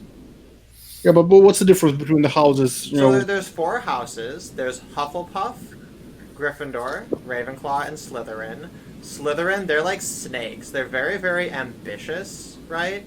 But also they're basically set up as kind of like the villains of the whole series. But yeah, I don't think there was ever a good Slytherin pretty much in the series. There were. Snape ends up being a good Slytherin, right? Yeah, there was him. Yeah, so they have a lot of characteristics that are very strong and very honorable, but ultimately they kind of have a reputation for being very cutthroat. and for kind of putting themselves before anyone else. Whereas Hufflepuff sort of have the opposite reputation. Hufflepuff are people who they're very friendly, they're very loyal, they're very kind, but they're also a little bit derpy, a little bit dirtily, right? Like they don't necessarily have like these strong maximized aptitudes in any particular thing. Like they're not particularly good at anything. And that's why halfway through the series there's a point where there's like a big championship cup and a member of Hufflepuff is actually selected.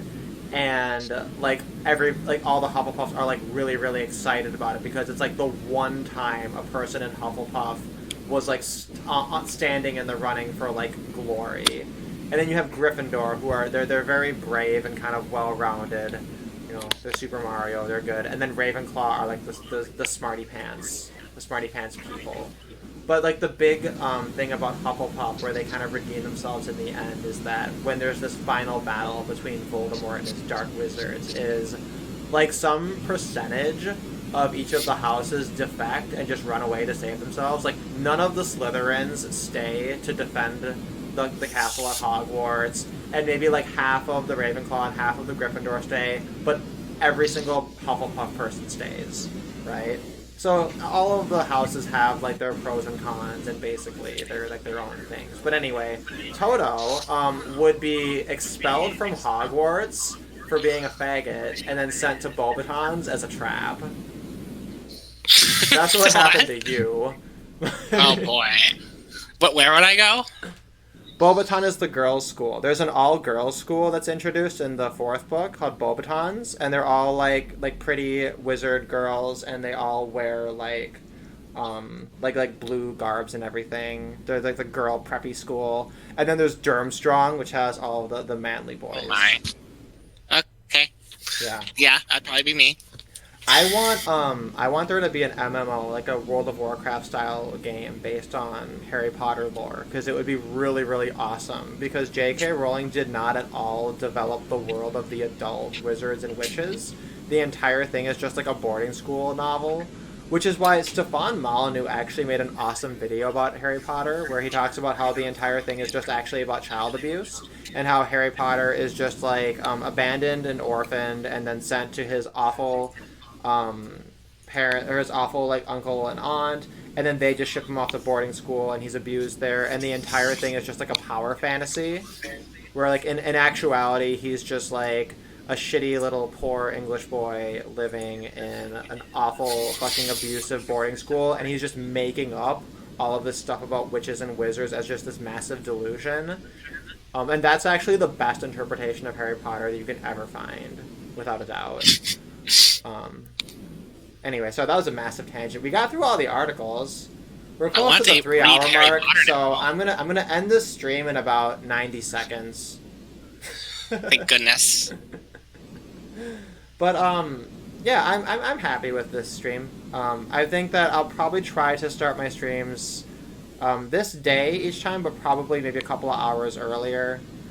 And yeah, just throughout the week, anybody post articles in the library. I'll queue them all up in a little tab here, and then we'll just kind of go through them and just talk about them one by one. And anybody in the chat, if you use Discord, on my channel I have a link that you can use to go ahead and hop into my Discord. And then from there, if you want to introduce yourself, post shit in the library. I'm probably just going to keep using Hangouts unless I figure out why the voice channels aren't working on the channel. I just post the Hangouts link in the Discord. So anybody in my Discord is welcome to just hop onto these streams and just talk. Yeah, that's about it. And if you don't use Discord, I say, I invite you to maybe try it out, because it's very fun. I'm really into playing Pokemon lately. I thought maybe I should mention this because I don't know if it's like fringe information, but Mike Enoch mentioned this, and I don't know if it's important, but some people are really paranoid about it. That is about Discord, because some people have suggested that they like give information to Antifa organizations. Like, I know people who just completely refuse to use it for that reason. I doubt that. Well, given that there are a lot of, furry communist soy boys working for Discord, it's possible. Lol. Haven't you heard I about haven't this? heard any sort of like event, any sort of like things like that, but never. It's fine. It's safe. So yeah, people should probably use it more often. It actually is really fun. Yeah, I would say if you want something, where the only way to ensure privacy is to have your own servers that are not accessible to third parties. So if you want something, to discuss some really spicy topics or maybe something illegal, get your own Jabber server or something. Because if there's a third party that can read your messages, you should assume that the third party is reading your messages all the time, because that's the only reasonable assumption in the long run. I guess that's fair. But yeah, bye, onlookers. Stream's ending, right? Yeah, all right. Well, anybody here, thank you for tuning in. But yeah, we're going to go ahead and close this stream because we're at 3 hours in. That's a long-ass time. But Yeah. thanks for tuning in. You guys keep it easy. Hope you found it interesting. But Bye. Bye, everyone.